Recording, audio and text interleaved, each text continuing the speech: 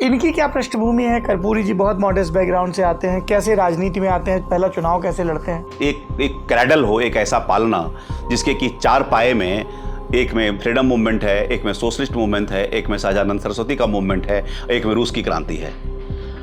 उस बैकग्राउंड के बीच में कर्पूरी एक बालक पैदा होता है और वो जो क्या थॉट लेकर के कैसे वो बड़ा होगा बच्चा, वो जो बच्चा बड़ा होगा, तो इसीलिए मैंने कहा कि वो कई मूवमेंट का बच्चा है, चाइल्ड ऑफ मेनी रिवॉल्यूशंस।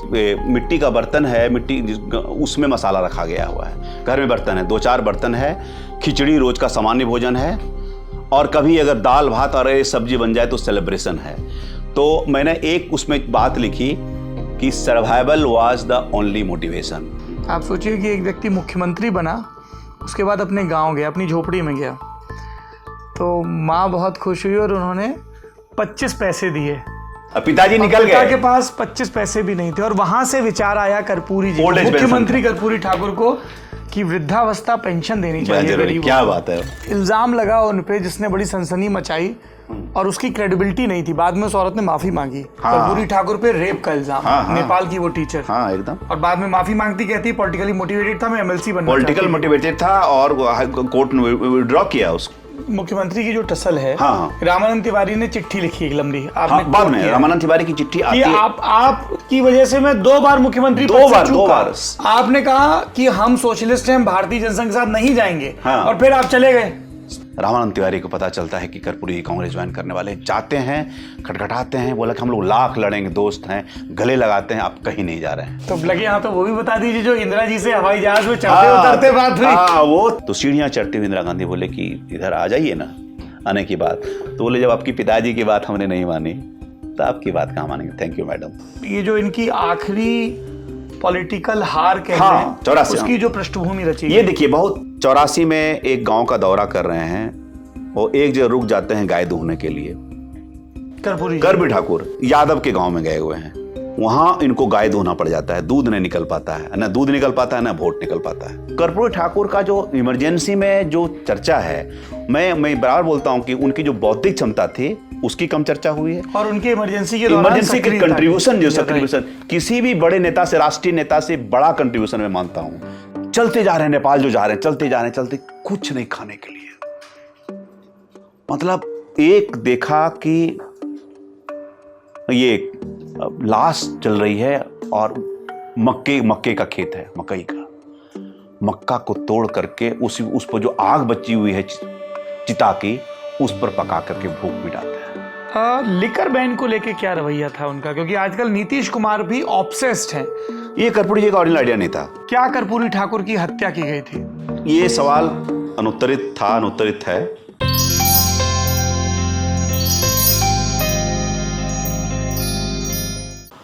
नमस्कार, किताबवाला के एक और एपिसोड में आपका स्वागत है। आज के किताबवाला में बात होगी भारत रत्न कर्पूरी ठाकुर जी की।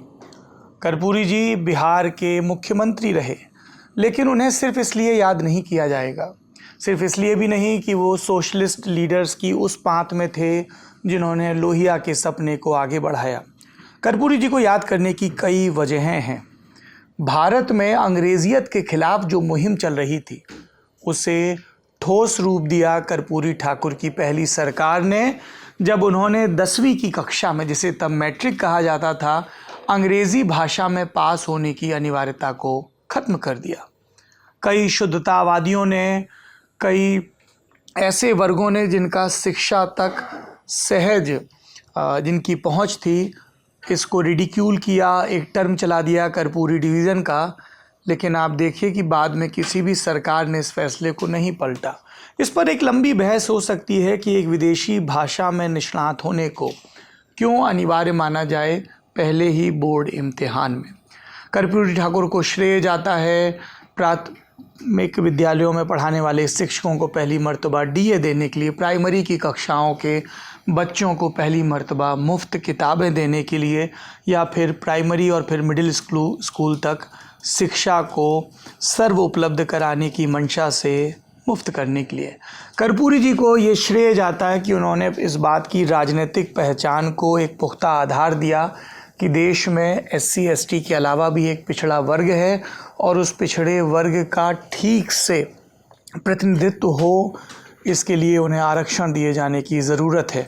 उन्होंने न सिर्फ कमीशन का गठन किया बल्कि उसकी सिफारिशों को अपनी सरकार की कीमत पर, सरकार को ताक पर रखकर लागू करने की हिम्मत भी दिखाई। चौखंबा राज की बात होती है, पंचायती राज की बात होती है, इसे भी लागू करने का श्रेय दुरुस्त ढंग से कर्पूरी ठाकुर को जाता है। पर क्या कर्पूरी ठाकुर सिर्फ अपने सब अच्छे कामों के लिए याद किए जाएंगे या मैकियावेलियन मैनूवरिंग के लिए भी याद किए जाएंगे? चुस्त दुरुस्त और जहां ज़रूरत पड़े वहां भरपूर शातिर नेता भी। क्या कर्पूरी ठाकुर को उनकी लेगेसी बार बार दोहराने वाले नेताओं मसलन लालू प्रसाद यादव या नीतीश कुमार के चलते याद किया जाएगा, या उनकी पॉलिटिक्स के और भी फ्रेमवर्क थे? क्या था कर्पूरी ठाकुर का जीवन वृत्त? स्कूल की छत से हुई उनकी गिरफ्तारी, पहली बार विधायकी का चुनाव लड़ना और जाइंट किलर बनना, उनकी विनम्रता, सादगी और निजी ईमानदारी के भरपूर किस्से, जिसमें नौकरी मांगने आए रिश्तेदार को 50 रुपये देकर विदा करने जैसा, या अपने धुर विरोधी से 400 रुपये उधार लेकर किसी चुनाव में प्रचार करने के लिए गाड़ी किराए पे करने जैसे कितने ही प्रकरण शामिल हैं। कितने ही उनके समवर्ती हैं जिन्होंने याद किया पुणे के रेलवे स्टेशन पर बाप और बेटे को एक कोट की खरीद के लिए झगड़ते हुए, और गौर करिए कि वो बेटा आज की तारीख में भारत सरकार में मंत्री है, रामनाथ ठाकुर। लेकिन रामनाथ ठाकुर को कर्पूरी ठाकुर के जीते जी कभी विधानसभा, विधान परिषद, लोकसभा किसी भी किस्म का टिकट भी नहीं मिला। तो क्या हुआ जो वो कर्पूरी ठाकुर के बेटे होने के साथ साथ समाजवादी राजनीति में अपनी छात्र सभा और युवा सभा के दिनों से ही, युवजन सभा के दिनों से ही सक्रिय थे। और सबसे आखिरी में कर्पूरी ठाकुर के मुख्यमंत्री के तौर पर फैसलों के बाद अंतिम दिनों की बात है, 1984 का चुनाव कैसे हारे, सोशलिस्ट दलों में किस तरह के विभाजन हुए, उसके बाद 1985 में उन्हें जीतने के लिए क्यों अपने गढ़ को छोड़ना पड़ा, समस्तीपुर छोड़कर वो मिथिलांचल के दूसरे इलाकों में चुनाव लड़ने के लिए गए, और आखिरी में कैसे भीतरी भीतरघात के चलते उन्हें नेता प्रतिपक्ष से भी हाथ गंवाना पड़ा। हालांकि इसमें कांग्रेस के स्पीकर ने भी अपने तय पर्याप्त भूमिका निभाई। और आखिरी में है प्रसंग एक कथित आयुर्वेदाचार्य की सलाह पर नमक का घोल पीने वाले, जबकि हार्ट अटैक का दंश झेल चुके और हाई BP के शिकार कर्पूरी ठाकुर को ऐसा न करने की उनकी एलोपैथी के डॉक्टरों ने सलाह दी थी। क्या ये एक राजनीतिक साजिश थी जिसके तहत कर्पूरी ठाकुर को मारने की कोशिश हुई? क्योंकि अब भी जब तक कर्पूरी ठाकुर की हत्या का इल्ज़ाम लगाकर जांच की मांग की जाती है। इन सब विषयों पर विस्तार से बात करेंगे क्योंकि किताब वाला में आज हम फीचर कर रहे हैं पेंगुइन पब्लिकेशन से प्रकाशित हुई इस किताब को, जिसका नाम है the Jannayak Karpoori Thakur, voice of the voiceless, socialist icon Karpoori Thakur was awarded the Bharat Ratna in January 2024। इस किताब को लिखा है पत्रकार संतोष सिंह और आदित्य अनमोल ने। हार्ड बाउंड एडिशन है जिसकी कीमत 599 रुपये है। 1 रुपया बचा के क्या ही करेंगे, 600 रुपये समझ लीजिए। और दिस बुक इज़ वर्थ, आप में से कई लोग इनबॉक्स में या सार्वजनिक सभाओं में पूछते रहते हैं राजनीति में दिलचस्पी, कौन सी किताबें पढ़ें। कई किताबों का जिक्र होता है और अक्सर मैं कहता हूँ अच्छी लिखी गई पॉलिटिकल बायोग्राफी ज़रूर पढ़िए, ये किताब भी उसी श्रेणी में आएगी। इससे पहले आप संतोष सिंह की लिखी हुई बिहार रूल्ड मिस रूल्ड और JP to BJP, ये 2 किताबें भी पढ़ चुके हैं।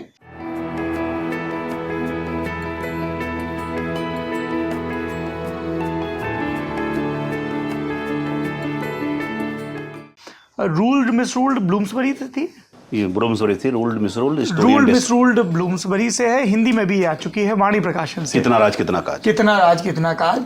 और JP to BJP says publication से है, वितस्ता सेज से। और अब ये तीसरी किताब आई है। तो अगर आपकी बिहार में दिलचस्पी है तो आपको ये तीनों किताबें पढ़नी चाहिए, देश की राजनीति में है तो भी, क्योंकि कई ऐसे नेता बिहार से आते हैं जिन्होंने देश की राजनीति की दशा और दिशा तय करने में अहम भूमिका निभाई है। इस किताब में आपको कितने ही दिलचस्प प्रसंग मिलेंगे जब मुख्यमंत्री का पद आते आते ठिठक गया और जब लगा कि ठिठका है तो उसको हाथ बढ़ाकर खींच लिया गया। कपिल देव बाबू के घर पर हुई वो मीटिंग जहां सब कुछ पहले से तय था और फर्श को लगातार घूर रहे थे संयुक्त सोशलिस्ट पार्टी के विधायक दल के नेता कर्पूरी ठाकुर, और ठीक उनकी नाक के नीचे से गद्दी खींचकर महामाया बाबू को थमा दी गई। और इसका ठीक उलट हुआ मोटा माटी 10 बरस बाद, जब अनुग्रह बाबू के बेटे सत्यनारायण सिन्हा अपनी तैयारियों में लगे थे।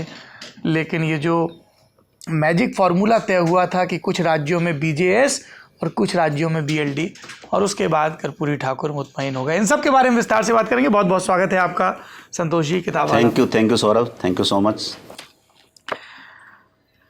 सबसे पहले जो मैंने सबसे आखिरी में कहा, कपिल देव बाबू के घर पे हुई मीटिंग, 1967 का चुनाव, 9 राज्यों में लोहिया जी के नेतृत्व से कांग्रेस विरोधी मोर्चे बने, तमाम दलगत और विचारगत भेदभावों को या मत भिन्नताओं को किनारे रखकर पार्टियां साथ आईं। उसमें स्वतंत्र पार्टी भी है, सोशलिस्ट पार्टी के अलग अलग धड़े हैं, भारतीय जनसंघ है, और कुछ एक जगहों पे कम्युनिस्टों के कुछ एक धड़े भी। बिहार में केबी सहाय की अलोकप्रिय सरकार, और ऐसी अलोकप्रिय जिस पे आपने बड़ी सुंदर लाइन लिखी है, आपको नॉवेल भी लिखने चाहिए महाराज। आप लिखते हैं कि केबी सहाय कांग्रेस के नेता, जिन्होंने सत्येंद्र बाबू के ही समर्थन से 1963 में कामराज प्लान के बाद जब सत्ता परिवर्तन हुआ, तब बीपी मंडल को, बीपी मंडल नहीं भाई पटेल, वीरचंद पटेल को शिकस्त दी। उन केबी सहाय की सरकार चल रही है। फिर वो 1967 में 2 जगह से चुनाव लड़ते हैं, एक पटना की सीट और एक झारखंड के इलाके में कहीं की सीट, हजारीबाग की। दोनों जगह चुनाव हारते हैं, पर मुख्यमंत्री को इस बात का पहले से इल्हाम हो जाता है कि वो चुनाव हार रहे हैं, क्योंकि वो अपने ग्रैंडसन को ये नारा लगाते हैं, जो बिल्कुल छोटा सा है, तोतली जबान में ये नारा लगाते हुए सुनते हैं कि गली गली में शोर है, केबी सहाय चोर है। और संतोष सिंह जी लिखते हैं कि जो ग्रैंडफादर थे वो इस बात पे नाराज हुए कि उनका ग्रैंडसन ये नारा लगा रहा है, but the politician, the chief minister got the sense of the wind. क्या बात। तो 67 का चुनाव हो गया है, कांग्रेस हार गई है, और जनसंघ और ये सब बाकी जो धड़े हैं ये मिलके मैजिक फिगर के करीब हैं। कपिल देव सिंह के घर में मीटिंग हो रही है। ये लगभग तय है कि कर्पूरी ठाकुर मुख्यमंत्री होंगे। आगे क्या होता है? आगे के थोड़ा सा मैं पीछे ले जाऊंगा। बड़ा ही इंटरेस्टिंग उसमें एनेक्डोट है कि जब जीत जाता है तो आप देखिए कि हाई कमांड का, जो आला कमान का जो कल्चर आता है, एकदम नहीं था। लोहिया उतने बड़े नेता सब कुछ छोड़ छाड़ के, और ये मान के कि 68 सीट हमारी आई है तो हमारी ही सरकार बनेगी, हमारा ही मुख्यमंत्री होगा, बिना कोई वर्ड के विवेकानंद रॉक्स चले जाते हैं। वहाँ जाकर के तपस्या बैठते हैं तो कोई एक सेज वहाँ होता है, और सेज वो धुनी रमाए हुए हैं, तो सेज से जाके पूछते हैं कि भाई किस दिशा में। उनके सहयोगी जाके पूछते हैं, उनके सहयोगी जाके पूछते हैं, वो खुद नहीं पूछते हैं कि वो जो पूजा विवेकानंद ने यहाँ जब प्रार्थना की होगी तो किधर देख रहे होंगे, हिंद महासागर, समुद्र की तरफ देख रहे थे या हिमालय की तरफ देख रही थी। तो वो सेज कहते हैं कि डॉक्टर राम मनोहर लोहिया के आसपास में है। तो ये उनका ये इंटेलेक्चुअल था। और कैसे एक वो पूछते हैं कि क्या लोहिया जी भी आए हुए हैं, लोहिया जी भी आए हुए हैं। सहयोगी पूछते हैं आपको कैसे पता, बोले इस तरह के सवाल वही पूछ सकते हैं, सवाल वही पूछ सकते हैं। तो मैं इसलिए बोल रहा हूं कि एक सत्ता प्राप्त करने के बाद, कांग्रेस का किला ध्वस्त करने के बाद पूरे देश में एक तरह से एक मोनोलिथिक स्ट्रक्चर टूट जाता है, और वो आदमी कंप्लीटली जहां सरकार बनने वाली इतना महत्वपूर्ण है, वहां कोई इंटरवेंशन नहीं होता है। और जब कपिल देव बाबू के यहाँ का प्रकरण छूट गया था बहुत पहले, तो ये चीज़ उनके बेटे अर्जुन सिंह, जो कि बहुत बड़े रिनाउंड पटना के ऑर्थोपेडिशियन है, पीएमसीएच से मेडिकल सुपरिटेंडेंट होकर रिटायर हुए, उन्होंने बताया कि इसके पहले की फॉर्मल मीटिंग होती है हमारे घर में हुई, और उस समय जैसे आपने बताया कुछ बिछाने के लिए मसलन उस तरह नहीं होता था, एक वो काला वाला जो कम्बल होता था वही बिछाया गया है। और क्या कामाख्या नारायण सिंह का और बसंत नारायण सिंह का जलवा चलता है। और कामाख्या नारायण सिंह जब बोलते हैं बीच बीच में, बता भी दिए दर्शकों को कामाख्या नारायण सिंह बहुत बड़े नेता थे, जन क्रांति दल के नेता थे, उनकी पार्टी से जीत करके लोग आए थे, और 30 विधायक थे उनके। हाँ, 30 विधायक जीत के आए थे, और इधर 68 था। तो इनको लग रहा है कि भाई हमारा आदमी बने, ताकि उनका राजनीति में बरदहस्त जो चलता आ रहा था वो उनका जारी रहे। वो महामाया प्रसाद सिन्हा को प्रोजेक्ट करने में लगे हुए थे, और एक वर्ड नहीं बोल पाते हैं, जैसा कि आपने डिस्क्रिप्शन में बताया कि जमीन की तरफ घूरते रह जाते हैं, कर्पूरी ठाकुर देखते रह जाते हैं कि कुछ नहीं होता है। और उसी बीच में जब रामानंद तिवारी से पूछा जाता है तो वो भोजपुरी में कहते हैं कि ठीक बा, मतलब ठीक है। तो उसका खामियाजा ये भुगतना पड़ा कि उनको थोड़ा सा लो प्रोफाइल मिनिस्ट्री मिली। कपिल देव सिंह के यहाँ हुआ तो उनको उसमें भी टाइम लगा। नहीं, उनको तो बना दिया था उसी समय। हाँ। उनको मैंने लो मिनिस्ट्री दिया, जो उनका कद तो और कपिल बाबू को इंतजार कर दिया। कपिल बाबू को तो वहाँ जाकर इंतजार कराने के बाद फिर बाद में बनते हैं, जबकि एक फोन जाके करवाते हैं कि बड़का लाट साहब बन गए हैं क्या, तब डांटते हैं उप मुख्यमंत्री ही बने हैं ना आप, तब उनको जाकर के मिलता है। तो ये उनके बनने की कहानी है। फिर फॉर्म बाद में इस चीज़ को मैंने अलग चैप्टर में वो बात की, गजेंद्र हिमांशु जो बड़े नेता हुए उसके कपिल जो ऐसे ही एक मुकाबले में लालू यादव से हारे थे। मतलब वो एक प्रतिपक्ष के नेता में थे, वो अनूप लाल मंडल थे। वो एक मतलब जो मैं आपकी पिछली किताबों से याद कर रहा हूं, वो कंटेंडर्स थे। मैं ये लिखा कि तीन बड़े यादव नेता में विनायक मंडल, अनूप लाल मंडल और गजेंद्र हिमांशु, ये तीनों एक बड़े यादव नेता थे और वो अलग कहानी थी। रिलेटिवली सीनियर भी थे लालू जी से। हाँ, और काफी मतलब एक जनरेशन का दोनों के अंतर था। तो ये सत्ता मतलब जो हासिल होती है तो मतलब फिर मैंने गजेंद्र हिमांशु मेरे ख्याल से 69 के चुनाव में पहली बार जीत। हाँ, गजेंद्र हिमांशु उनसे कर्पूरी ठाकुर से पक्का 20 साल छोटे हुए थे। तो उनको लगता था कि मैं तो एक समस्तीपुर का हूँ, दूसरा हूँ यादव हूँ। और बाद में गजेंद्र हिमांशु बनते हैं कि जब यादव का डोमिनेंस शुरू होता है बिहार की पॉलिटिक्स में, तो वो कहते हैं कि it is like riding A tiger, controlling Yadav MLA is like riding A tiger. ये कर्पूरी को मतलब 80 के बाद से थोड़ा सा वो दिक्कत होने लगी। उसके पहले तो डिप्टी स्पीकर चुनाव में चौधरी चरण सिंह के घर तक झगड़ा पहुंचा। वो तो रामविलास पासवान को लगाया था। उन्होंने कहा कि भाई देखो, रामजीवन सिंह है इस president, Bhumihar upper caste, Karpoori Thakur ABC हो गए, और यादव में से उतना जीत के 46 जीत करके आया है, सबसे ज्यादा यादव विधायक 46 में से 23 जीत के यादव ही है। इसको तो बनाओ। लेकिन हम लोग आपस की गप में दर्शकों को भूले जा रहे हैं और जंप कर रहे हैं। नहीं, जंप नहीं कर रहे, मतलब ये एक कंप्लीट हो गया जी। मसला ये है कि 67 के चुनाव के बाद जब संयुक्त विधायक दल की संवित सरकार के लिए नेता के चुनाव की बारी आती है, तो एक तरफ कर्पूरी ठाकुर हैं जिनका मुख्यमंत्री बन जाना तय है। आपने लोहिया जी का जिक्र किया, वो वहाँ नहीं थे। लेकिन कामाख्या प्रसाद सिंह, जिनके 30 विधायक होते हैं, वो वीटो कर देते हैं और वो कहते हैं कि नहीं, मुख्यमंत्री को जिसने हराया है वो मुख्यमंत्री बने। महामाया बाबू ने पटना वेस्ट की सीट पर केबी सहाय को चुनाव हराया था। महामाया प्रसाद सिन्हा स्वतंत्रता संग्राम सेनानी थे, हालांकि वो कर्पूरी ठाकुर भी थे, कर्पूरी जी भी जेल गए थे।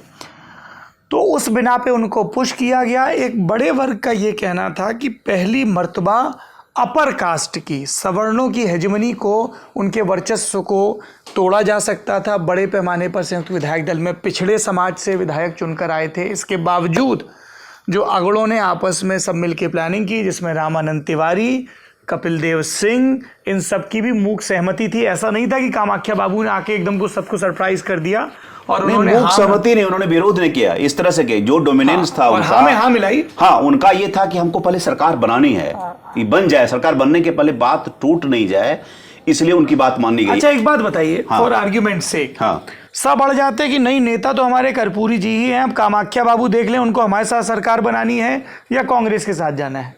अड़ने की बात थी ना, Who blinks first? ये कर्पूरी जी अड़ते तब बात बनती है, वो और किसी को अथॉरिटी नहीं थी। कर्पूरी जी अपने पिताजी के लिए नहीं अड़ते थे। हाँ, जरा वो प्रसंग बताइए। हाँ। आप सोच सकते हैं, इस देश में एक तो आप देखिए कि जाति का दंश, वर्ण की श्रेष्ठता का भाव, बेटा मुख्यमंत्री है, पिता अभी भी परंपरागत काम करते हैं, वो है लोगों के बाल काटने का, हजामत बनाने का।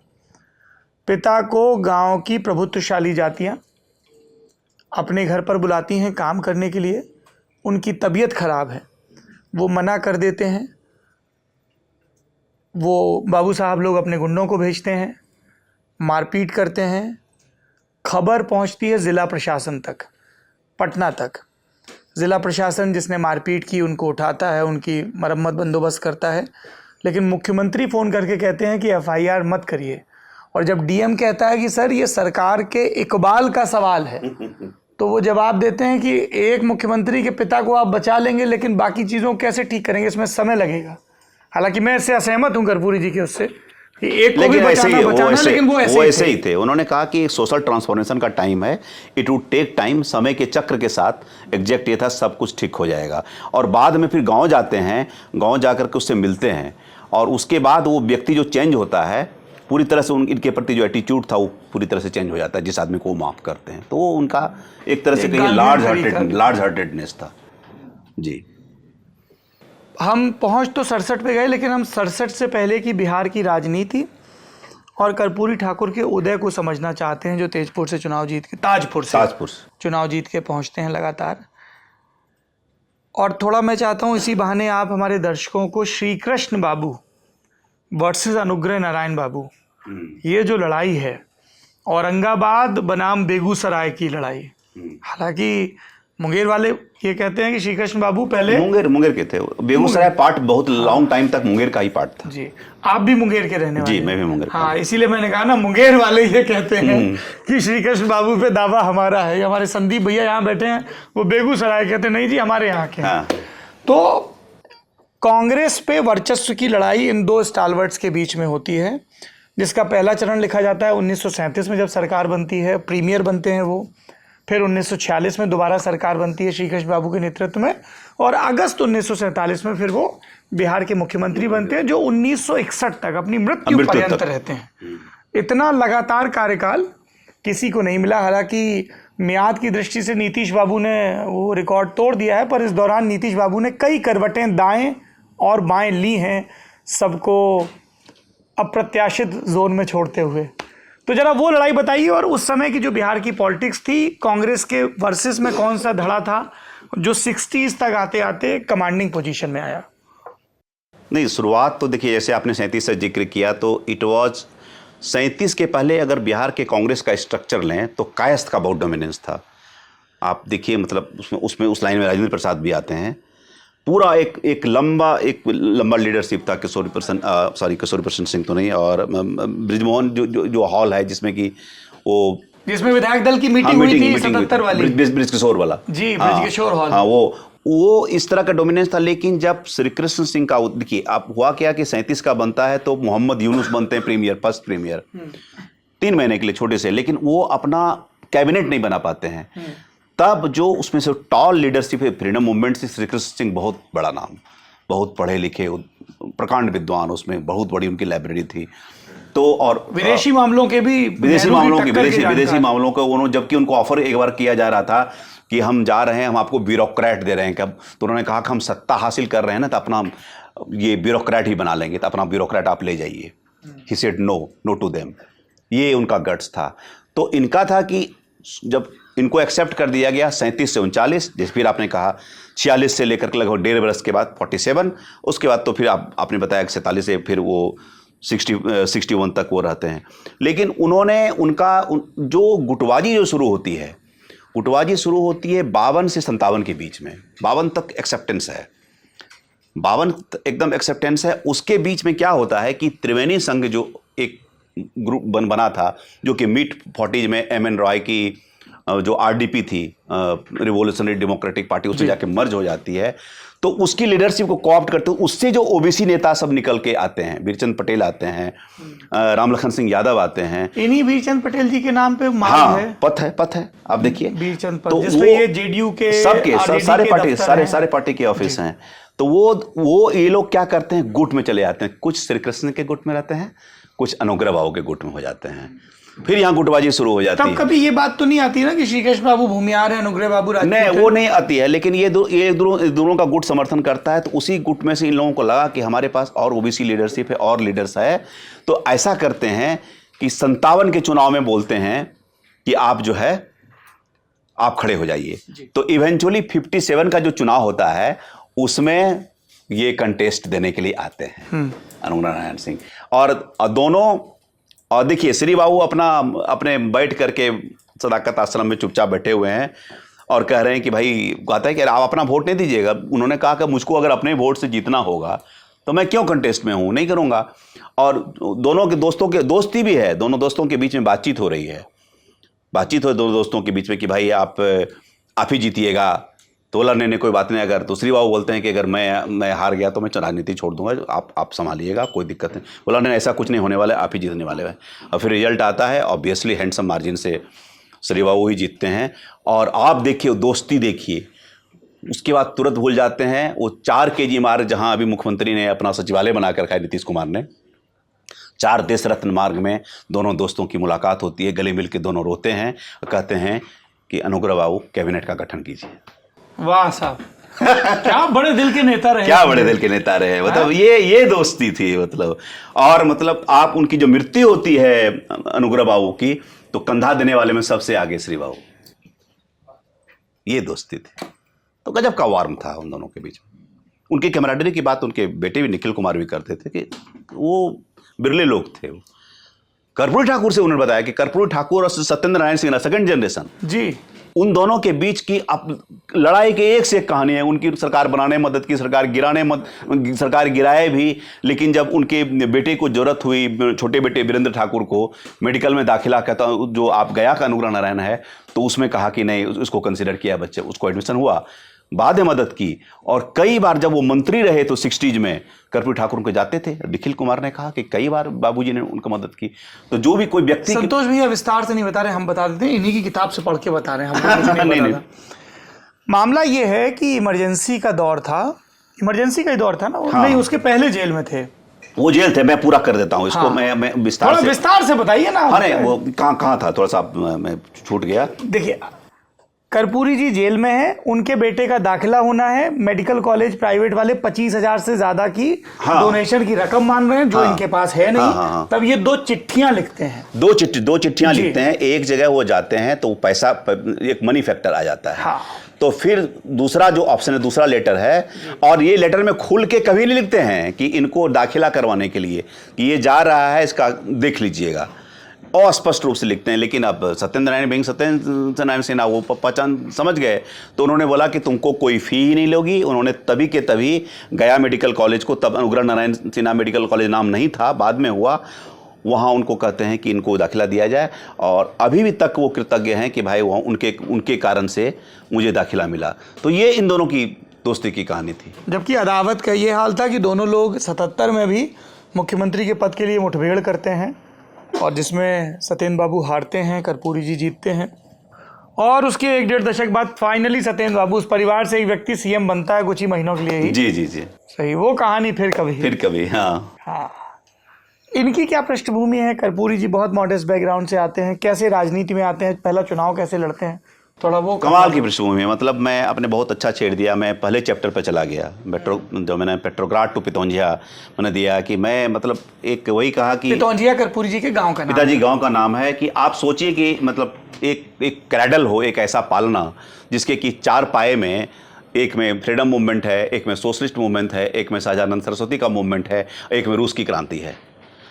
उस बैकग्राउंड के बीच में कर्पूरी एक बालक पैदा होता है, और वो जो क्या थाउट लेकर के कैसे वो बड़ा होगा बच्चा, वो जो बच्चा जो बड़ा होगा, तो इसीलिए मैंने कहा कि वो कई मूवमेंट का बच्चा है, चाइल्ड ऑफ मेनी रिवॉल्यूशंस। वो कर्पूरी ठाकुर पैदा होता है। लेकिन गरीबी तो है, गरीबी है, अभाव है। गोकुल ठाकुर पिताजी कहते हैं कि भाई हमको और 7 बच्चे में से तुम ही क्यों स्लेट मांग रहे हो? ताजपुर से स्लेट ला के देते हैं तो कुछ अक्षर तो नहीं आता है, कुछ बना के माँ को दिखाते हैं तो उसको इंटरेस्ट जगता है। तो अनविलिंगली धीरे धीरे कहते हैं कि चलिए आज हमारा एडमिशन करवाइए। बोला कि नहीं तो इंतज़ार करो। हम लोगों में चलता है ना कि यार 14 जनवरी आ जाएगा तो मकर संक्रांति की बात करवाएंगे, ये आ जाएगा उसके को, तो शुभ दिन है, खड़मास बीत जाए, खड़मास के बाद जैसे ख़त्म होता है तो ले जाते हैं और एडमिशन होता है। तो वहाँ से उनकी गाड़ी धीरे धीरे चलती है। तो साथ में क्या, जिसको कि फरही या मुरही बोलते हैं, वो क्या बोलेंगे, फ्राइड राइस, जो उसको मुरमुरे को जो भी आप कह सकते हैं, मुरमुरे लेके पॉकेट में लेके नाश्ता लेके जा रहे हैं। कोई उस समय कोई टिफ़िन और लंच का कंसेप्ट नहीं था, वो तो बहुत बात तक भी नहीं रहा, बहुत बात की बात है। और इस तरह से उस बैकग्राउंड से पढ़ते हैं। और गरीबी के वर्णन में मतलब मैंने लिखा कि उस चीज़ में जो कि मुझे डिस्क्रिप्शन में मिला कि एक कांच का ये मिट्टी का बर्तन है, उसमें मसाला रखा गया हुआ है। घर में बर्तन है, 2-4 बर्तन है, खिचड़ी रोज़ का सामान्य भोजन है, और कभी अगर दाल भात और सब्जी बन जाए तो सेलिब्रेशन है। तो मैंने एक उसमें बात लिखी कि survival was the only motivation.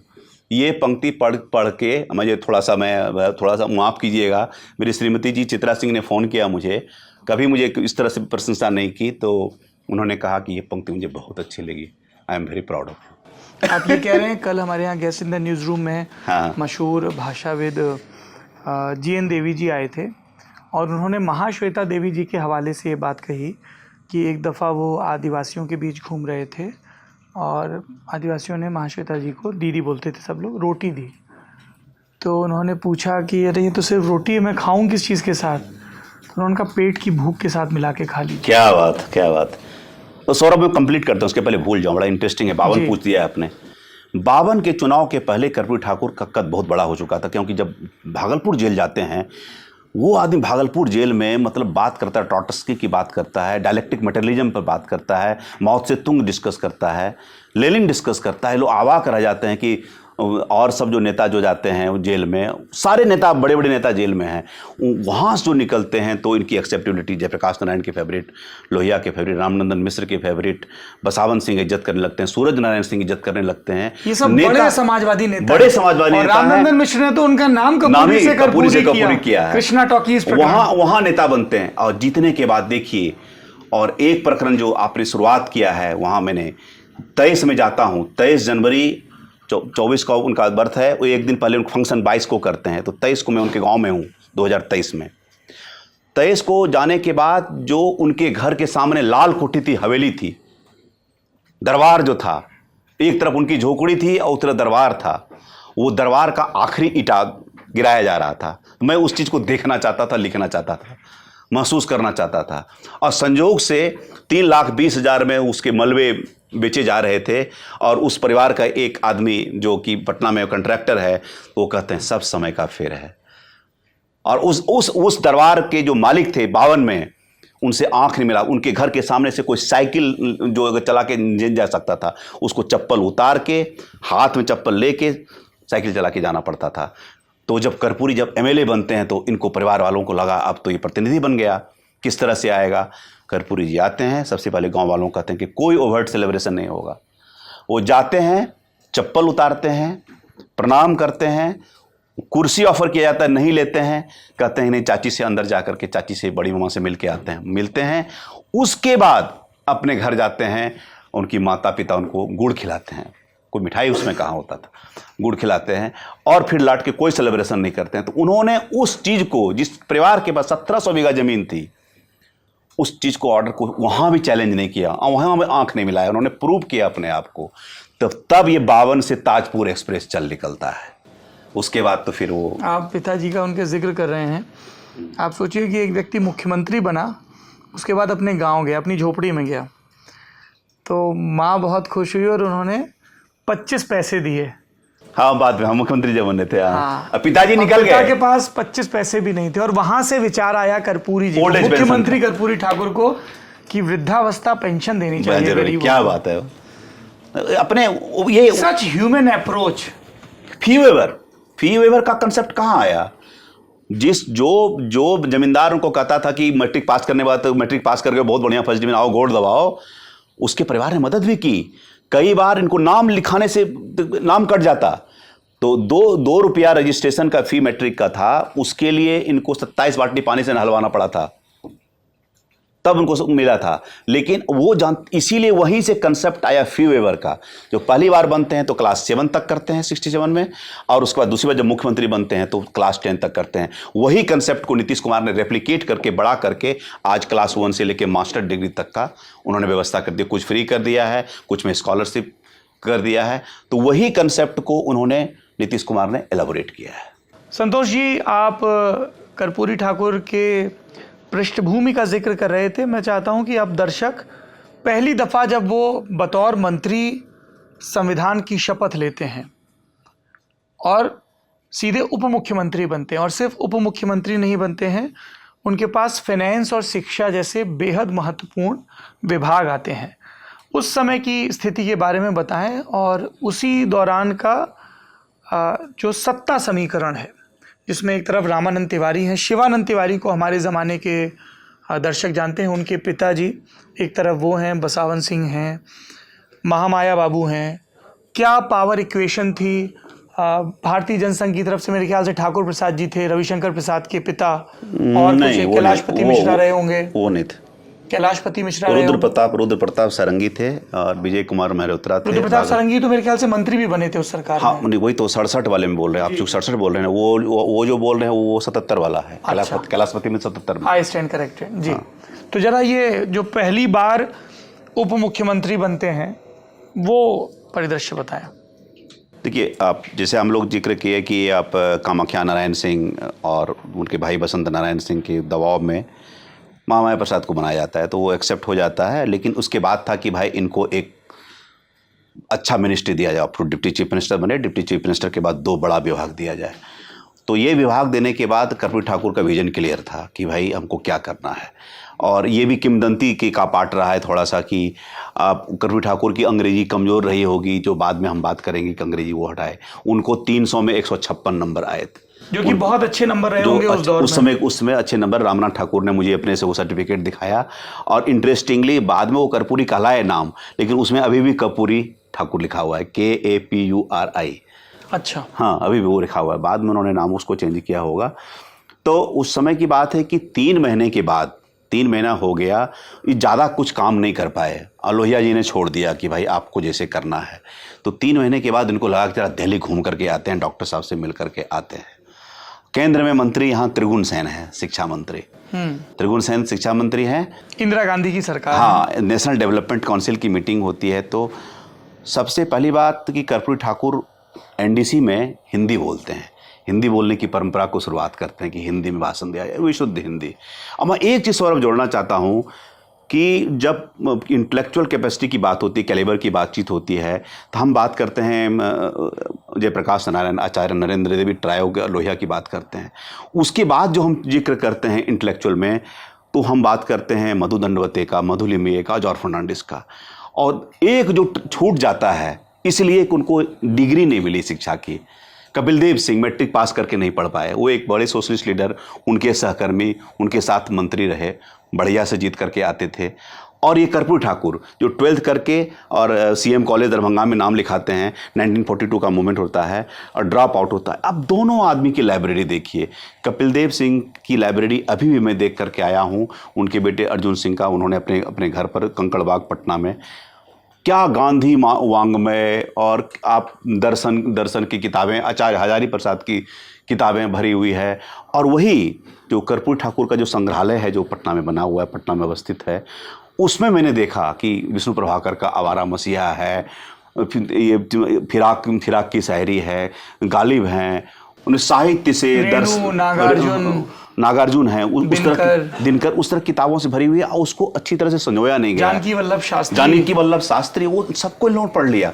तो मैं ये कहना चाह रहा हूं कि इन दोनों का इंटेलेक्चुअल कैपेसिटी की बातचीत नहीं हुई, जो कि रिफ्लेक्ट होता है 1952 से। अब उनका डिबेट का जो देखेंगे, उनकी स्पीचेज में, मैं कहता हूं कि ये किताब कोई नहीं भी पढ़े, उनके 2 वॉल्यूम स्पीचेज पढ़ जाए जो विधानसभा से प्रकाशित हुई है। वो कमाल का दिखाता है कि मुझे 2 ही स्पीचेज जबरदस्त लगी विधानसभा में, डॉक्टर श्री कृष्ण के और इनके कर्पूरी ठाकुर की स्पीचेज में।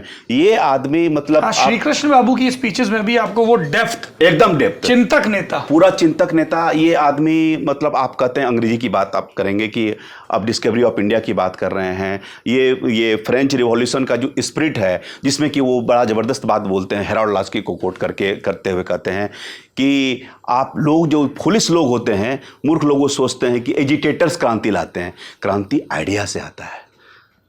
इस बात को वो जिक्र करते हैं, वो विधानसभा के पटल पर रखा हुआ है। और एक बार की कमाल की बात है सौरभ, एक KV साहे से बातचीत हो रही थी, तो उन्होंने कहा, देखिए क्या आदमी का सोच है।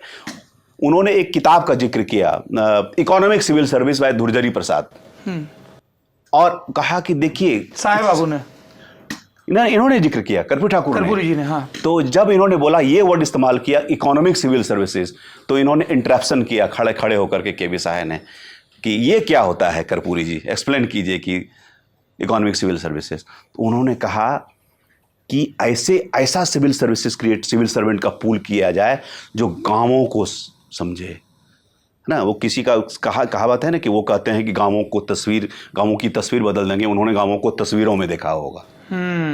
तो ऐसा आदमी तुम दो हमको, जो कि गांव के स्पिरिट को, नब्ज को समझे, तभी ना ये आदमी जब बनता है ना कि ब्यूरोक्रेसी पर इनका जो पहला जो कटाक्ष 67 की बात हम कर रहे हैं, तो वो जाता है लिफ्ट में, देखता है तो ओनली फॉर गस्टेड ऑफिसर्स, वहीं रुक जाते हैं कर्पूरी ठाकुर। कहा कि ये किसने लिखवाया है, कौन बताएगा उसने किसने, तब से चला परंपरा चली आ रही थी। सबसे पहला चीज वहां से हटाया उन्होंने, कहा कि सबके लिए ओपन होगा, ओनली फॉर गस्टेड ऑफिसर्स। तो ये कर्पूरी ठाकुर जब 67 में, तो जब मैं बात वहाँ शुरू किया, त्रिगुण सेन के पास मिलते हैं, अच्छा इंटरव्यू देखते हैं, बहुत बढ़िया छपता है। नेक्स्ट डे बड़े खुश होकर के जाते हैं कि लोहिया जी पढ़े होंगे, जाके मिलते हैं। तो लोहिया जी के वहाँ जाते हैं, उर्मिलेश झा उनके पर्सनल असिस्टेंट हैं। उर्मिलेश झा। तो बोले डॉक्टर साहब बीमार हैं। तो ऐसी कोई बात नहीं थी, डॉक्टर साहब बीमार होंगे तो पता चल जाता, और लोगों को बीमार थे नहीं, वो नाराज थे। वो पॉल आर ब्रास का इंटरव्यू का मैंने जिक्र किया है कि भाई वो आते हैं, वो जो पॉल ब्रास अमेरिका के बहुत मशहूर पत्रकार और राजनीति विज्ञानी हैं, जिन्होंने भारत की राजनीति पर लगातार लिखा है, बहुत प्रामाणिक ढंग से लिखा है, जिसमें बहुत सारी फील्ड विजिट्स और बहुत सारे लंबे इंटरव्यूज़ हैं। उनका सबसे उल्लेखनीय काम चौधरी चरण सिंह पर माना जाता है। 3 खंड में बहुत ही विस्तृत पॉलिटिकल जीवनी है। डॉक्टर लोहिया समेत कई नेताओं के उन्होंने विस्तार से इंटरव्यू भी किए हैं। जी, लास्ट 2 इंटरव्यू जो थे उसमें से मैंने इसीलिए जिक्र किया, वो पॉल आर ब्रास का था। वो अंग्रेजी पर ही बात कर रहे हैं, तो जिसमें बड़ा खुल के कहते हैं कि लोहिया जी कहते हैं कि मैं विरोध अंग्रेजी का नहीं करता हूँ, अन्य भाषाओं का ट्रांसलेशन हो, मेरा है कि अपनी भाषा को प्रमोट करो, मैं ये डेनिग्रेट हिंदी, मैं एंटी इंग्लिश नहीं हूँ। ये चीज़ बहुत खुले शब्दों में कहते। तो जब वो नाराज़ हो जाते हैं तो हम समझ जाते हैं, कर्पूरी जी इंटेलिजेंट पॉलिटिशियन हो, समझ जाते हैं, लौट के जाते हैं, महामाया प्रसाद सिन्हा को मैनिफेस्टो दिखाते हैं कि सर ये देखिए लोहिया जी ने 5-7 काम जो हम लोगों ने चर्चा की थी कि ये सब हम करेंगे, कुछ किया नहीं, उसमें से कुछ किया नहीं है। उसमें सबसे पहले नंबर पर था अंग्रेजी हटाओ, दूसरा था कि गैर जो सिंचित भूमि है 6.5 एकड़ तक उसका लगान माफ़ी, तो उस दोनों को सबसे पहले वो इम्प्लीमेंट करते हैं। वो इम्प्लीमेंट करने के बाद जो आप खलबली होती है, और आपने जिक्र किया ही कि कैसे उसको डिराइड किया गया कर्पूरी डिवीजन करके, और सर्टिफिकेट पर लिखा रहता था PWE, that is pass without English. तो जो इसके सर्टिफिकेट में होता था तो लोगों का लग रहा था कि ये क्या है, मतलब वो उसकी बड़ी आलोचना होती थी। PW वाले सर्टिफिकेट से देख करके लोगों को ये होता था कि भाई ये तो ठीक नहीं है, बहुत लोगों को दंड झेलना पड़ा। लेकिन मैंने इस चैप्टर का नाम दिया कि ये उस खंड में बड़े काम थे उनके। अब फिर जो मैंने जिक्र किया कि क्लास 7 वाले में वो किया, और कैसे एक डिप्टी चीफ मिनिस्टर से ज़्यादा फेमस हो सकता है।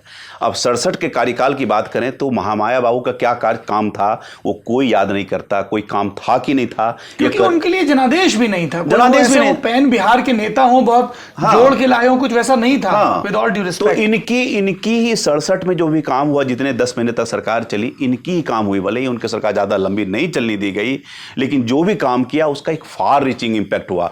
आप जो देखते हैं नई पौध जो पॉलिटिशियंस की आए, पहले तो लोग कहते थे कि मैट्रिक पास करने के बाद ही लोग देखने आते थे, लोग उसको गांव में बर्थवारी जब होता था तो एक डिमांड होता था घड़ी साइकिल रेडियो।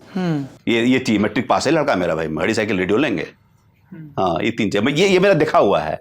गांव में एक चाचा है, उनके बर्थवार आया हुआ है, तो क्या डिमांड है, फिलिप्स का अगर मिल जाए तो बहुत जबरदस्त रेडियो है। आप शादी का जिक्र कर रहे हैं, कर्पूरी जी के अंग्रेजी वाले प्रसंग की बात हो रही है। आपने अपने पिताजी और चाचा के हवाले से एक चलन लिखा है। हाँ। जरा वो भी बताइए। अरे वो कमाल की बात थी कि उसका मैं मेरा दुर्भाग्य, मैं वो छोटा था कि उनको अंग्रेजी बोलते हुए एक आध बारी मैंने सुना होगा। अपने पिताजी को? अपने पिताजी, मेरे पिताजी शिक्षक थे अंग्रेजी के, संजय प्रसाद सिंह, उनके बड़े भाई मृत्युंजय प्रसाद सिंह, दोनों अंग्रेजी के अच्छे बहुत बड़े विद्वान। मेरे पिताजी ग्रामर की तरह अंग्रेजी पढ़ाते थे, मतलब सिंप्लीफाई करके जो लोगों को समझ में आया। वो कहते थे कि जेसी नेस्फील्ड और रेन मार्टिन समझ में नहीं आया यहाँ के हिंटरलैंड को, तो इसको सुनाओ कि भाई PV2 + PV1 is equal to PV2 + PV2। Principal verb का दूसरा रूप प्लस प्रिंसिपल वर्ब का पहला रूप नरेशन में। He said I go, he said that he went, बोला कि इधर 2 किलो दोगे तो उधर भी 2 किलो देना पड़ेगा, ऐसे समझाते थे वो। तो वहाँ होता था कि बारात में क्या किसी टॉपिक पर बोल देते थे, मैंने देश पर बोल दिया, मैंने 10 लाइन अंग्रेजी बोलना है, और कहते थे कि मैं जब हाथ ऐसे करूंगा सब हंस देना, लगेगा सारा गांव का लोग अंग्रेजी जानता है। तो और चाचा इनिशिएट करते थे मृत्युंजय प्रसाद सिंह, और उसको फॉलो अप करते थे। ये बारात को शो ऑफ करने के लिए अगर कोई जवाब नहीं दे पाया तो हम अपन जीत गए, और 51 रुपये, दोनों के 51 रुपये और 1 जोड़ी धोती ब्रेसलेट की धोती दी जाती थी, गदगद होकर के लौट ब्रेसलेट की धोती? ब्रेसलेट की धोती गुड क्वालिटी धोती मानी जाती थी, एकदम फर्स्ट अच्छा, क्लास। कोई ब्रांड था ये? हाँ, ब्रेसलेट मतलब सूती का बढ़िया ब्रांड को बोलते हैं, जो बड़े नाइस कॉटन की जो धोतियां होती है, वो उसमें धोतियां ये लोग पहनते थे, तो खुश होकर लड़ते थे। जिक्र कर रहे हैं, हमको आपकी कामेश्वर बाबू की लिखी जीवनी याद आ गई। हाँ, वो बात है। तो मतलब मेरी दादी का बड़ा इंटरेस्टिंग ऑब्जर्वेशन था।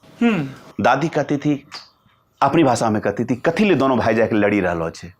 अंग्रेजी में बोलने को कहते हैं ये लोग, why they are fighting, what they are fighting for. But my grandfather, मतलब वो रेसलर थे, बहुत पढ़े लिखे नहीं थे, लेकिन उनका क्या नाम? बोध नारायण सिंह।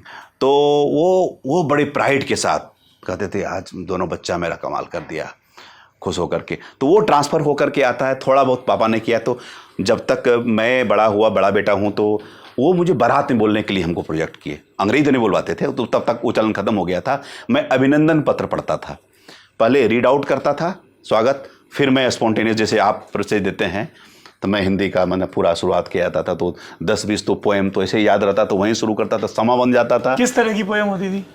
कुछ भी, मतलब कि किसी का जब कुछ भी, मैंने जिसे प्रोज हमको एक याद अचानक याद आ गया, राजा राधे कारण प्रसाद का सुना रहा हूँ मैं आपको जी।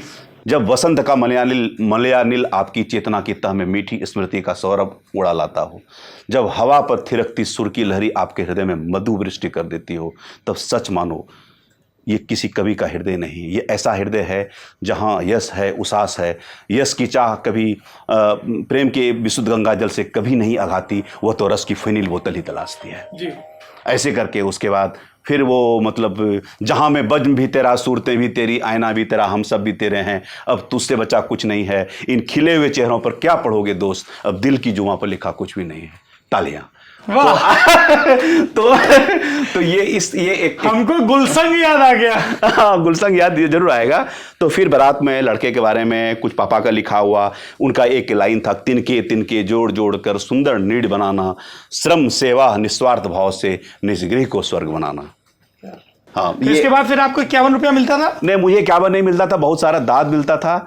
और गांव में लोग कहते थे कि संजय बहू के बेटा को वाचा शक्ति है कि नहीं बोलने की, तो बोलता हाँ बहुत वाचा शक्ति है। वाचा शक्ति? हाँ, वाचा शक्ति है। तो एक बार ननिहाल का प्रसंग है, आपने छेड़ दिया, जबरदस्त प्रसंग। ननिहाल में एक बारात में पापा को बोलना था, एक बारात में मुझे बोलना था। जिस बारात में मुझे बोलना था वहाँ हिंदी का एक एमए का छात्र आ गया, स्नातकोत्तर। बोला कि नहीं, मैं तो एमए का छात्र हूँ, ये तो अंग्रेजी किया, मैं बोलूँगा, इससे बढ़िया बोलूँगा मैं।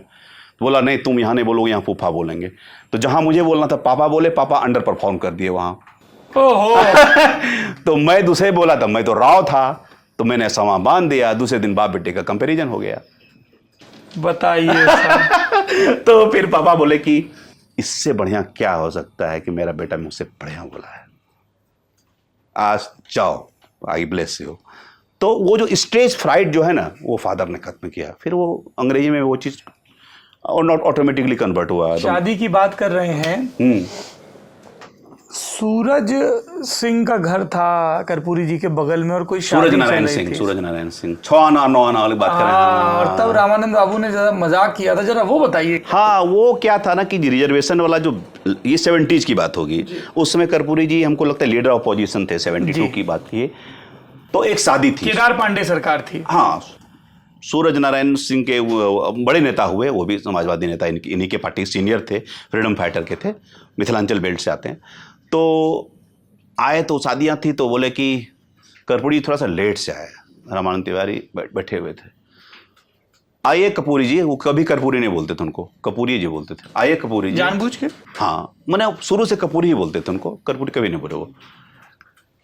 आइए ना, आपका तो 6 आना भाई फिक्स है। मतलब 6 आना मतलब 1 रुपया में 16 आना होता है, उसमें 6 आना जो ओबीसी का वो फिक्स है। और खास करके उनकी जाति को दक्षिणा के सेंस में ही बोल रहे होंगे कि भाई आपको तो इतना मिलना ही है। तो दांत पिस के बोले, अब 6 आना से काम चलने वाला नहीं है। तो वो जो एक मजाक में कहा हुआ जो एक जो असर्शन है, एक सोशलिस्ट का असर्शन है, जो कि बाद में नारे में कन्वर्ट होता है, संसोपा ने बांधी घाट पिछड़ा पावे 100 में 60। और जिसको कि जगदेव प्रसाद जो कि और बड़े नेता हुए, थोड़ा सा रेडिकल टाइप के थे उसी ग्रुप में, वो भी लोहिया के, वो भी समाजवादी थे। उन्होंने 90% कि 90 पर अधिकार हमारा, वहाँ तक ले गए। तो ये 67 की कहानी ये है। और शायद एक अंग्रेजी वाला भी शायद छूट गया है, वो भी पूरा कर देता हूँ। जो कि आप मतलब जी, अंग्रेजी से जुड़े दो प्रसंग और हैं। दो प्रसंग एक अंग्रेजी। कामाख्या बाबू के भाई जो बहुत तंज में कहते हैं, do you follow my do you follow my English, तो उसके बाद कोई जवाब नहीं देता था। और उसी में क्या हुआ कि 1967 में टीएनवी कॉलेज में, सौभाग्य से उसी कॉलेज, तेज नारायण बनेली कॉलेज, उसमें पढ़ा हूँ भागलपुर यूनिवर्सिटी से, तो वहाँ एक सेमिनार आयोजित किया गया। तो सेमिनार आयोजित था तो कर्पूरी जी ने अपना हिंदी में अपना भाषण तैयार करके, फाइनेंस मिनिस्टर भी थे, एजुकेशन भी थे, तो उनको बोलना था, बढ़िया बोलना था। तो वो जब मंच पर जा रहे थे तो एक सीपी सिंह थे, आयोजक में से एक थे, प्रोफेसर सीपी सिंह। तो बोले कि अरे अंग्रेजी कर्पूरी को थोड़ी आता है, इसीलिए हटाए हैं अंग्रेजी, इनको खुद नहीं आता है, तो ये भी कर्पूरी सुन लिए। उन्होंने सारी अपनी स्पीच हिंदी वाले को साइड में रख दिया और जितनी अंग्रेजी जानते थे वो पूरे भाषण, उन्होंने संपूर्ण भाषण अंग्रेजी में दिया। उस भाषण में वो भाषण जब संपन्न हुआ, एक समा बन गया, तो दूसरा पूछता है कि अपन अंगिका भाषा में की रेसिपी बुझल अंग्रेजी, did you follow English, Karpoori English, ये बात हुई। तो वहाँ कर्पूरी ने बताया कि I am not against English, I am for Hindi. These are two very different thing. हाँ, these are two very different thing. मैंने एक चैप्टर पूरा डिवोट किया है कि हिंदी के प्रति प्यार, जानकी वल्लभ शास्त्री के प्रति उनका अनुराग, एक अधिकारियों को ये निर्देश देना कि पूरी पत्रावलियां हिंदी में, पूरा पत्रावलियां अंग्रेजी में है। एक बार एक बहुत मुश्किल से एक दूसरे अधिकारी थे, वो अंग्रेजी नहीं लिख पा रहे थे, तो उन्होंने नोट बहुत मुश्किल से हिंदी लिखा है, तो बोला अंग्रेजी में बहुत अच्छा हिंदी लिखे हो अंग्रेजी में बहुत अच्छा हिंदी लिखे हो। और यशवंत सिन्हा बाद में बताते हैं, जो उनके प्रिंसिपल सेक्रेटरी बने, प्रधान सचिव, उन्होंने अपनी किताब रिलेंटलेस में भी खुल के लिखा इस बात को कि मैं हिम्मत नहीं करता था कि कोई नोट में कोई मतलब कहीं इंग्लिश का वर्ड हो, मैं बचता या तो नहीं लिखूं तो भाई पूरा हिंदी में लिखूं। ये पूरी तरह से ये इंस्ट्रक्शन था। तो हिंदी के प्रति, हिंदी के कवियों के प्रति, और सौरभ देखिए मतलब कि एमएलसी लोग बनाते हैं। कर्पूरी ठाकुर के ज़माने में कवि पोद्दार रामावतार अरुण और एक सिंगर सियाराम तिवारी को एमएलसी भेजा गया। उसके बाद कोई ऐसे लोग एमएलसी नहीं बने हैं बिहार में, मुझे कोई बताए ऐसे एग्जाम्पल। ये राजभाषा परिषद बनाना, पूरा हिंदी, साउथ इंडियन लैंग्वेज की किताब को, मराठी की किताब को यहाँ ट्रांसलेट होना, ये सब कर्पूरी जी के टाइम में हुआ। और उसका मतलब आज देखिए उसी चीज़ की खास्ता हालत है। मैं लौट के जाकर के स्टोरी करूंगा इस चीज़ की कि वो जो चीज़ उन्होंने क्रिएट किया था, जो इंस्टीट्यूशन, उस इंस्टीट्यूशन में ऐसा कोई काम नहीं हो रहा है। राजभाषा परिषद का जो भी साहित्य परिषद, जो भी हिंदी की जितनी भी संस्थाएं हैं, वो सारी सब खत्म हो गई, वो परंपरा खत्म हो गई। और एक मंच पर जाना, एक जानकी वल्लभ शास्त्री को एक फंक्शन हो रहा था, 70 की बात में चला जाता हूँ, वो पूरा करके मैं आपको बताता हूँ। उसमें क्या था कि जयप्रकाश नारायण को आना था, लेकिन वो शायद डायलिसिस पे चले गए थे, बीमार हो गए थे, तो वो नहीं आए। कर्पूरी जी इनागुरेट करने आते हैं। जानकी वल्लभ शास्त्री को एंट्री नहीं दिया, बहुत मुश्किल से एंट्री गए थे। वो सामने देखते हैं कि बैठे हुए कर्पूरी ठाकुर आते हैं जानकी, कल की जानकी वल्लभ शास्त्री जैसे प्रकांड पंडित यहाँ कवि बैठे हुए हैं, मेरी क्या हिमाकत कि मैं इसकी सभा की अध्यक्षता करूँगा, आइए शास्त्री जी। जो आयोजक उनको एंट्री नहीं दे रहा था, वो आवाह करा गया, यार किसको बुला ले। तो वो बोलते थे कि वही जानकी वल्लभ शास्त्री बोले कि कर्पूरी जी बोलते नहीं थे, वो तौलते थे। क्या बात जी, आपने कहा बोलते नहीं थे, तौलते थे, और मुझे उनकी आखिरी प्रस्तावित सभा ध्यान आ गई जहाँ पे उनका तुला दान होना था, लेकिन वो खुद नहीं पहुंचे, उनकी मृत्यु की खबर पहुंची। बहरहाल, पहली बार मुख्यमंत्री बनने की क्या परिस्थितियां थीं, ये बताइए। और इसी के साथ एक सवाल ये नत्थी है कि हम दो किस्म के वर्सेस देखते हैं जो 60s से लेके 80s तक चले। एक तो ये रहता है जो थोड़ा बहुत कांग्रेस में दिखा और सोशलिस्ट दलों में भी दिखा कि सिर्फ समाजवादी होना काफ़ी नहीं है, आप अगड़े हैं कि पिछड़े हैं। इस बात की एक बड़ी लड़ाई थी जो रामानंद तिवारी वर्सेस कर्पूरी ठाकुर की लड़ाई रही। ये कांग्रेस में भी थी, जब वीरचंद पटेल हारते हैं कांग्रेस में मुख्यमंत्री बनने की रेस, वरना वो पहले ओबीसी सीएम होते। और ये कांग्रेस की सबसे बड़ी कमजोरी भी रही कि उन्होंने ओबीसी अपसर्ज को आइडेंटिफाई नहीं किया। यूपी और बिहार में वो ठाकुर ब्राह्मण, यूपी में और बिहार के केस में ठाकुर, आपके यहाँ ठाकुर की जगह राजपूत कहा जाता है, राजपूत, ब्राह्मण और भूमिहार और कायस्थ, इन चार में लगे रहे। जगदेव बाबू आपने जिक्र किया, रेडिकल लीडर हैं। जगदेव बाबू को भी उस पहली कैबिनेट में नहीं लिया जाता है, महामाया बाबू की। वीरचंद पटेल, उसके बाद बीपी मंडल, जिन्हें हम बाद में मंडल कमीशन की वजह से जानते हैं। रामलखन सिंह यादव। रामलखन यादव तो कांग्रेस के खेमे से वो, और हाँ, बाद में उधर वो- मतलब ओबीसी में हम, जी। हाँ, सिख। इन सब को, ये सब बड़े लीडर थे, लेकिन हर बार ये इस वजह से पिछड़ जाते थे कि ये पिछड़े समाज से आते हैं। 67 की जो विधानसभा है उसमें पहली बार विधानसभा का कैरेक्टर भी बदलता है। बड़े पैमाने पर पिछड़ी जातियों से आने वाले विधायक, यादव समाज से आने वाले खूब विधायक आते हैं। दावेदारियों में ये वर्चस्व की लड़ाई कैसे दिख रही थी? क्योंकि हम देखते हैं कि संवित सरकार गिरती है, बीपी मंडल बगावत करते हैं, सतीश दुबे बनते हैं, सतीश दुबे बीपी मंडल को अपॉइंट करते हैं एमएलसी। सतीश कुमार सिंह माफ करिएगा, ये अपॉइंट करते हैं। फिर ये सरकार गिरती है, भोला पासवान शास्त्री 3 साल में 3 बार बन जाते हैं। बहुत मतलब उथल पुथल रहती है। और इन सब के बीच कर्पूरी जी पहली बार सीएम भी बनते हैं 160-165 दिनों के लिए, इफ आई रिमेम्बर एकदम सही है जी। क्या थे उस समय के मंजर? 2 खंड है आपके प्रश्न का। एक तो मतलब कि आप देखिए कांग्रेस का, आप स्टार्ट किए डॉक्टर श्री कृष्ण सिंह, दीप नारायण सिंह, और उसके बाद विनोदानंद झा, के वी सहाय जी, ये बने चारों। उसके बाद आप देखिए सोशलिस्ट का आ जाता है। पहली बार जब कांग्रेस पावर में नहीं है तो महामाया बनते हैं। महामाया के बाद ओबीसी रूल शुरू हो जाता है 4 दिन के लिए। मतलब ये सतीश कुमार सिंह बनते हैं। उसके बाद इनको चूंकि एमएलसी बनाना था, ये था कि सीएम ही नॉमिनेट करेगा। बीपी मंडल सांसद थे और वो जब तक विधायक नहीं बनते मुख्यमंत्री के। उस समय जगदेव प्रसाद ही बनना चाहते थे कि हमको टोकन ही बनाओ, लेकिन चूंकि अग्रेसिव नेता थे, उनको लगा कि इनको बैठा दें, कहीं बैठ नहीं जाए। तो 4 दिन के लिए भी जगदेव को बैठाने का रिस्क नहीं लिया, वो रिस्क नहीं लिया उन्होंने, तो उनको बनाया गया। और उसमें अय्यर कमीशन का भी एक रोल था। हाँ, वो बाद में आया, उसमें वो अय्यर कमीशन को बताएंगे, उसको अय्यर कमीशन आया।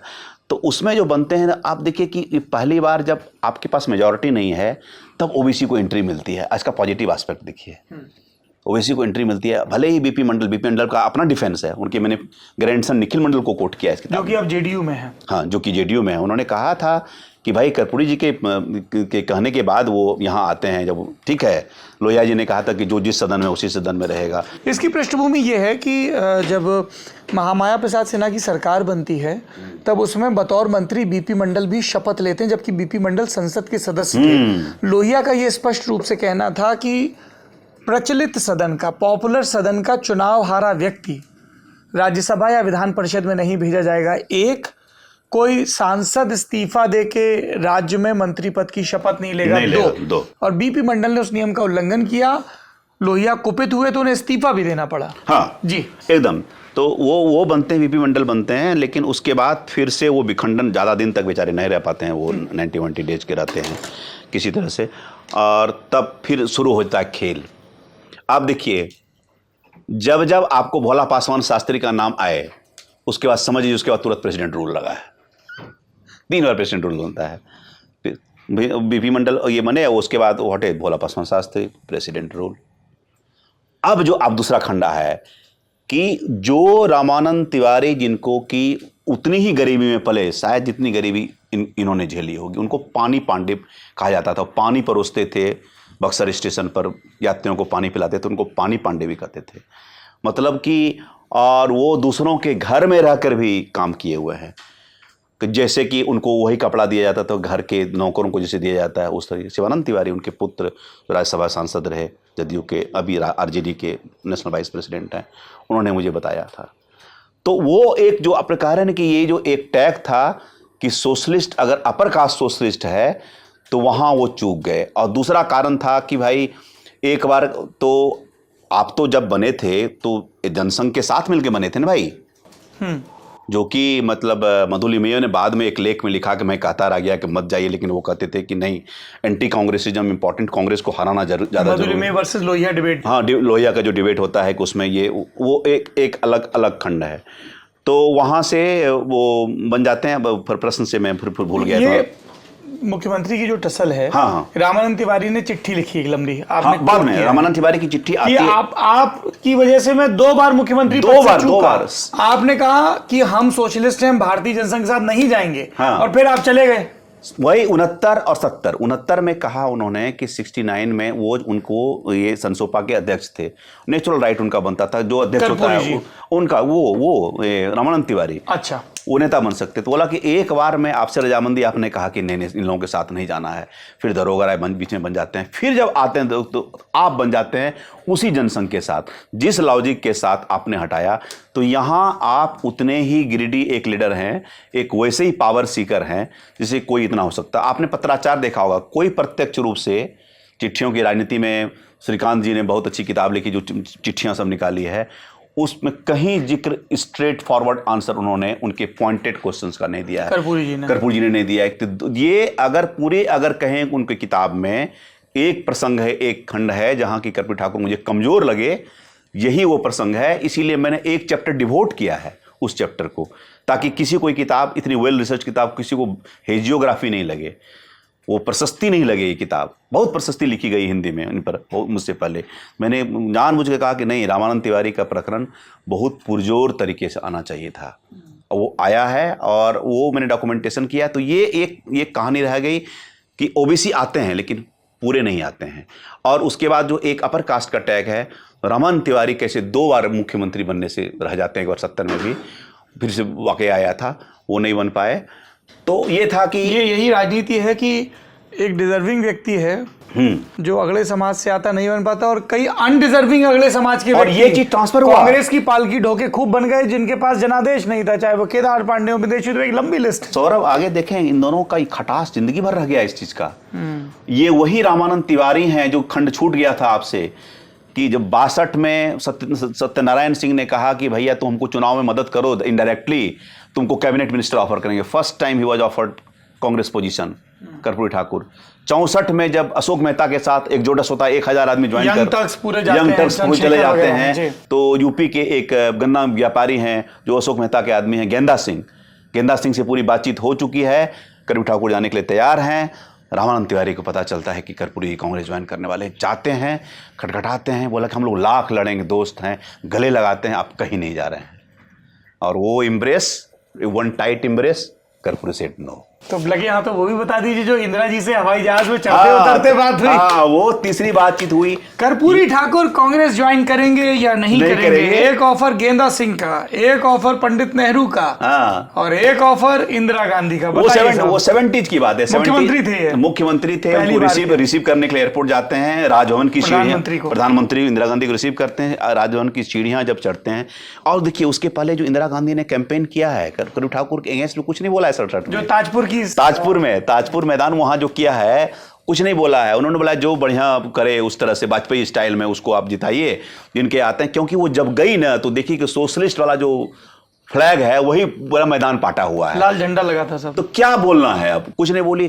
तो वो जब सीढ़ियां चढ़ गई राजभवन में कि प्रोटोकॉल की तरफ राजभवन को रुकवाया जाता है, प्रधानमंत्री वहां रुके, तो सीढ़ियां चढ़ते हुए इंदिरा गांधी बोले कि इधर आ जाइए ना। आने की बात तो बोले जब आपकी पिताजी की बात हमने नहीं मानी तो आपकी बात कहाँ मानेंगे, थैंक यू मैडम। तो ये मतलब नहीं, फौरन जवाब नहीं देते हैं। फिर वो जब हवाई जहाज चढ़ रही थी वहां जब सी ऑफ करने जाते हैं तब कहते हैं कि आपके पिताजी ने भी ये ऑफर दिया था। मैंने उनको भी ना कहा, आपको भी नहीं कहा। लेकिन मैं ये कहता हूँ कर्पूरी जी अपने जीवन में उन्होंने 16 पार्टियों में उससे एसोसिएटेड रहा, लेकिन सारे सोशलिस्ट रहे। उनकी पॉलिटिकल आइडियोलॉजी अगर जनसंघ वर्सेस ये वाला डायलेमा अगर छोड़ दें, हमेशा एंटी कांग्रेस रहे। This is where he stands, मतलब apart from all these leaders जो बाद में इवन इंक्लूडिंग नीतीश कुमार, खास करके नीतीश कुमार जिनकी नहीं, लालू जी भी हमेशा एंटी बीजेपी रहे, लेकिन मतलब शुरुआत की फर्स्ट जो सरकार बनी है बीजेपी के सपोर्ट से बनी है। लेकिन हाँ आइडियोलॉजिकल क्रेडेंशियल में कर्पूरी ठाकुर लालू एक प्लेटफॉर्म पर है। एम्पावरमेंट में मैं कहूंगा कि नीतीश कुमार और कर्पूरी ठाकुर एक साथ हैं, और मेकर ऑफ मॉडर्न बिहार में श्री कृष्ण सिंह अपनी जगह पर है। ये डिस्टिंक्शन मैं देखता हूँ। श्री कृष्ण बाबू की अपनी लेगेसी। अरे क्या बात है। तो वो तो आप name any institution, all the top institution, Damodar valley corporation undivided Bihar में से लीजिए, पतरातू का, और जितने भी मेडिकल इंस्टीट्यूशन है, एजुकेशनल इंस्टीट्यूशन है, 13 इंडस्ट्री ओनली बेगूसराय में, साउथ में भी। तो जो भी मॉडर्नाइजेशन का एक तरह से कहिए कि एक तरफ से पूरा स्प्लैश जो किया है वो कभी मैच नहीं कर पाया। This is where development count में नीतीश कुमार यहाँ नीचे रह जाते हैं। आप बिजली सड़क पानी में रह गए, इंडस्ट्री के बारे में नहीं सोच गए। आप लैंड एक्विजिशन की बात करते हैं कि लैंड एक्विजिशन आपको प्रॉब्लम हो रहा है, श्री बाबू को नहीं हुआ था क्या? और जो उपलब्ध लैंड पार्सल है उनका कितना इस्तेमाल करें? नीतीश बाबू के पास इंडस्ट्री के मामले में तो विजन नहीं हाँ, इंडस्ट्री के मामले में विजन नहीं है, यहाँ वहाँ बहुत पीछे रह जाते हैं वो। हाँ, तो ये एक मिक्स हो जाते हैं एम्पावरमेंट वाले में। मैं बराबर इस चीज़ को बोलता हूँ कि भाई कर्पूरी ठाकुर ने एक बहुत अच्छा नर्सरी लगाया था, गुलाब थे, तरह तरह के पौधे थे, कुछ कांटे वाले भी होंगे, तो लालू जी ने कुछ कांटे वाले भी ले लिए और नीतीश जी ने कुछ अच्छा सब वाला लेकर के लगा दिया, बढ़िया। इसीलिए इनकी तुलना होती। अगर ये इनकी पॉलिटिकल आइडियोलॉजी में वेवरिंग नहीं होती ना, तो he could have been as good leader as Karpuri Thakur. लेकिन जो पॉलिटिकल जो इनकी जो आइडियोलॉजिकल जो वेवरिंग है, ऑसिलेशन है, इसके कारण से मैं उस लीग में नहीं मानता हूँ। Within Socialist League, within Lokdal, within Janata Party, Karpoori ji को विद इन ओबीसी ग्रुप्स इस बात का विरोध सहना पड़ा, झेलना पड़ा, जो एक हम लोग 80 के दशक में देखते हैं कि कई यादव विधायक, यादव नेता वो ये बात असर्ट करते हैं कि हम संख्या में ज़्यादा हैं पर हमें लीडरशिप में उतना प्रतिनिधित्व तो नहीं मिल रहा है, जिसके चलते अंततः चौधरी चरण सिंह ये तय करते हैं कि कर्पूरी ठाकुर को नेता के पद से हटाया जाएगा। रामविलास पासवान को कर्पूरी ठाकुर कुछ और प्रॉमिस करते हैं, बाद में कुछ और करते हैं। वो थोड़ा सा प्रकरण बताएं। ये प्रकरण देखिए, आप जो इशारा कर रहे हैं ना, देखिए 77 तक, जब 79 तक तो निर्विवाद नेता थे, जब तक कि मुख्यमंत्री रहे। इनका मैं लिखा है, उसका एक नाम दिया है कि fall of A government and rise of a leader. नेता बड़े हो जाते हैं, वो सत्ता गई, चलो रिजर्वेशन के कारण हमारी सरकार गई तो गई, लेकिन उसमें क्या हुआ था, तब तक एक यादव लीडरशिप का एसर्शन हो गया था। वो जो एक जननायक वाला टैग था वो डाइल्यूट होना शुरू हो गया था। और ये टैग लालू जी ने दिया था उनको? नहीं, वो जेपी को, जेपी को लोकनायक दिया, लोकनायक वाला। जेपी हाँ। को लोकनायक दिया था। इनको जननायक किसने? इन्होंने जननायक, हाँ अच्छा क्वेश्चन, अध्यक्ष जी ने दिया, चंद्रशेखर जी ने। अच्छा, हाँ, लालू जी को लोकनायक कहा, सॉरी जेपी को लोकनायक कहा लालू जी ने, वो हाँ, पहली जो छात्रों वाली रैली हुई थी। हाँ हाँ हाँ। और इनको जननायक कहा चंद्रशेखर जी ने। इनको चंद्रशेखर जी ने कहा, एक पार्टी की मीटिंग में कहा कि बहुत बड़ा काम है इनका, अध्यक्ष बहुत प्यार से उनको सब अध्यक्ष जी बोलते, अध्यक्ष थे भी जनता पार्टी के, तो उन्होंने जननायक की उपाधि दी थी। और क्या सवाल था वो पूछी, भूल गया मैं। नहीं, मैं वो जो ये जो इनकी आखिरी पॉलिटिकल हार कह रहे हैं, 84 उसकी जो पृष्ठभूमि रची, ये देखिए बहुत दो प्रकरण अच्छा है। मैं 84 में एक गांव का दौरा कर रहे हैं और एक जगह रुक जाते हैं गाय दूहने के लिए। कर्पूरी ठाकुर यादव के गांव में गए हुए हैं, वहां इनको गाय दूहना पड़ जाता है, दूध नहीं निकल पाता है, ना दूध निकल पाता है ना वोट निकल पाता है। 84 का चुनाव वो हार जाते हैं, only electoral loss Ramdev Rai से, कांग्रेस का, समस्तीपुर से।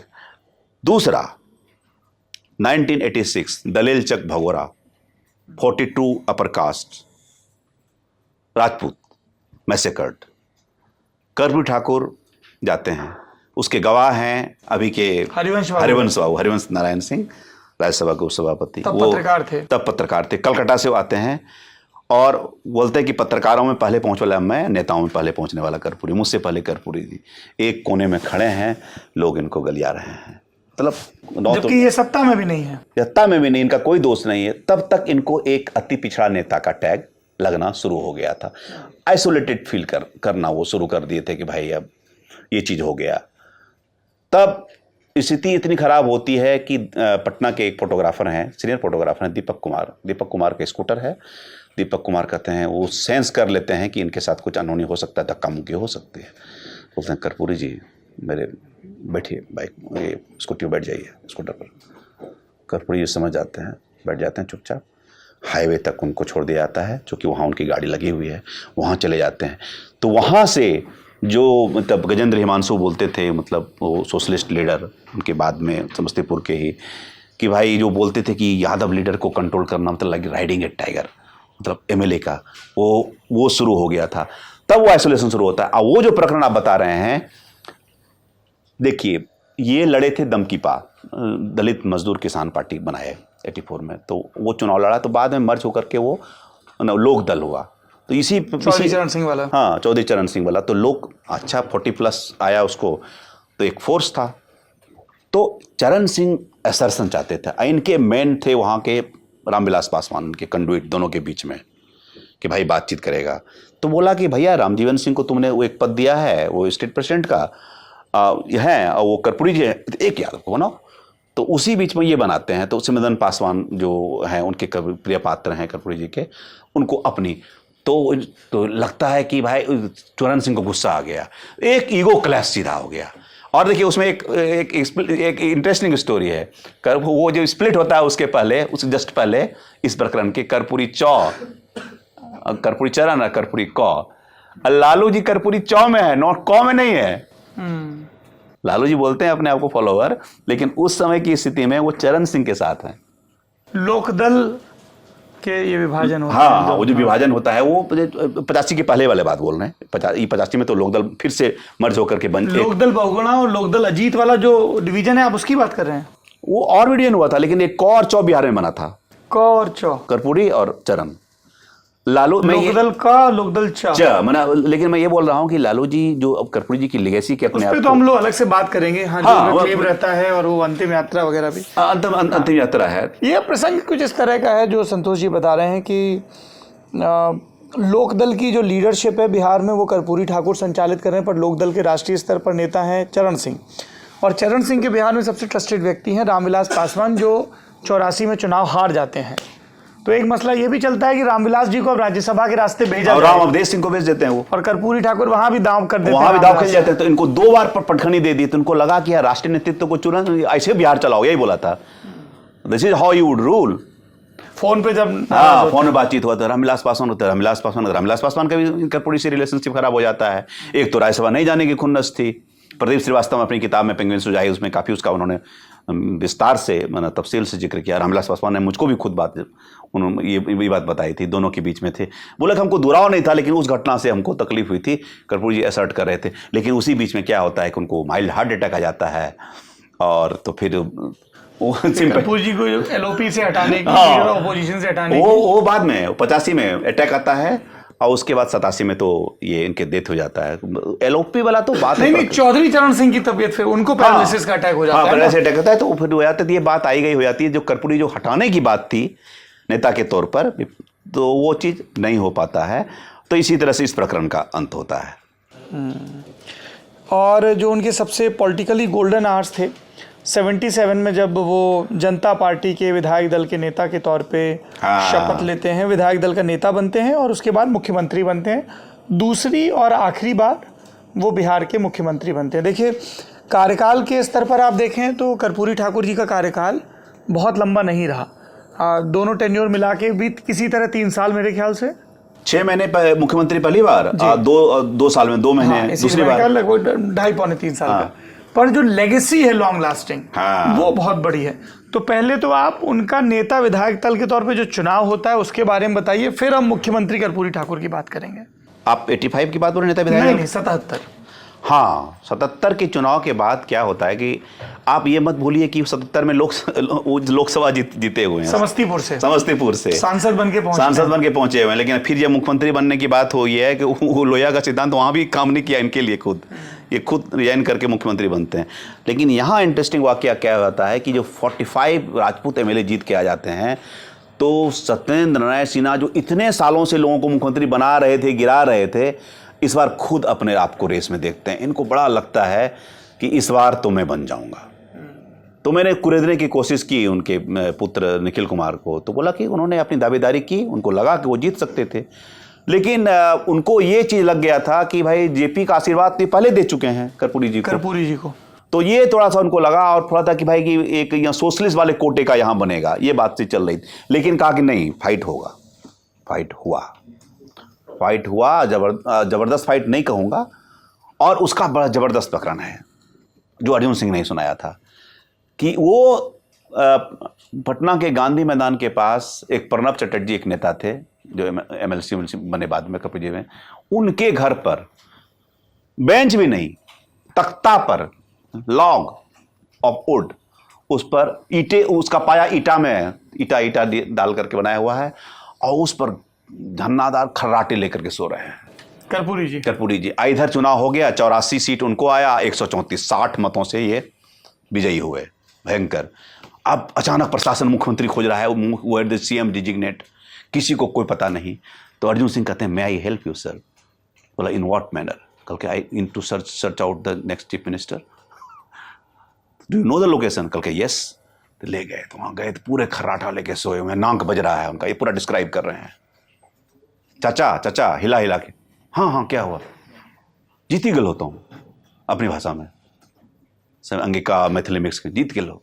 हाँ तो कुछ दो, कुछ पैसा चॉकलेट की कुछ दो, कुछ ऐसे करके पॉकेट कुर्ता में 2 रुपया का पूरा सड़ा हुआ नोट, तो किसी तरह चलने लायक था, फटा हुआ नहीं था, लेकिन टूड़ा मुड़ा एक नोट निकाल कर, 2 रुपया बहुत बड़ा अमाउंट था उसमें, वो निकाल करके देते हैं, जाओ मिठाई खाओ, दिस इज हाउ।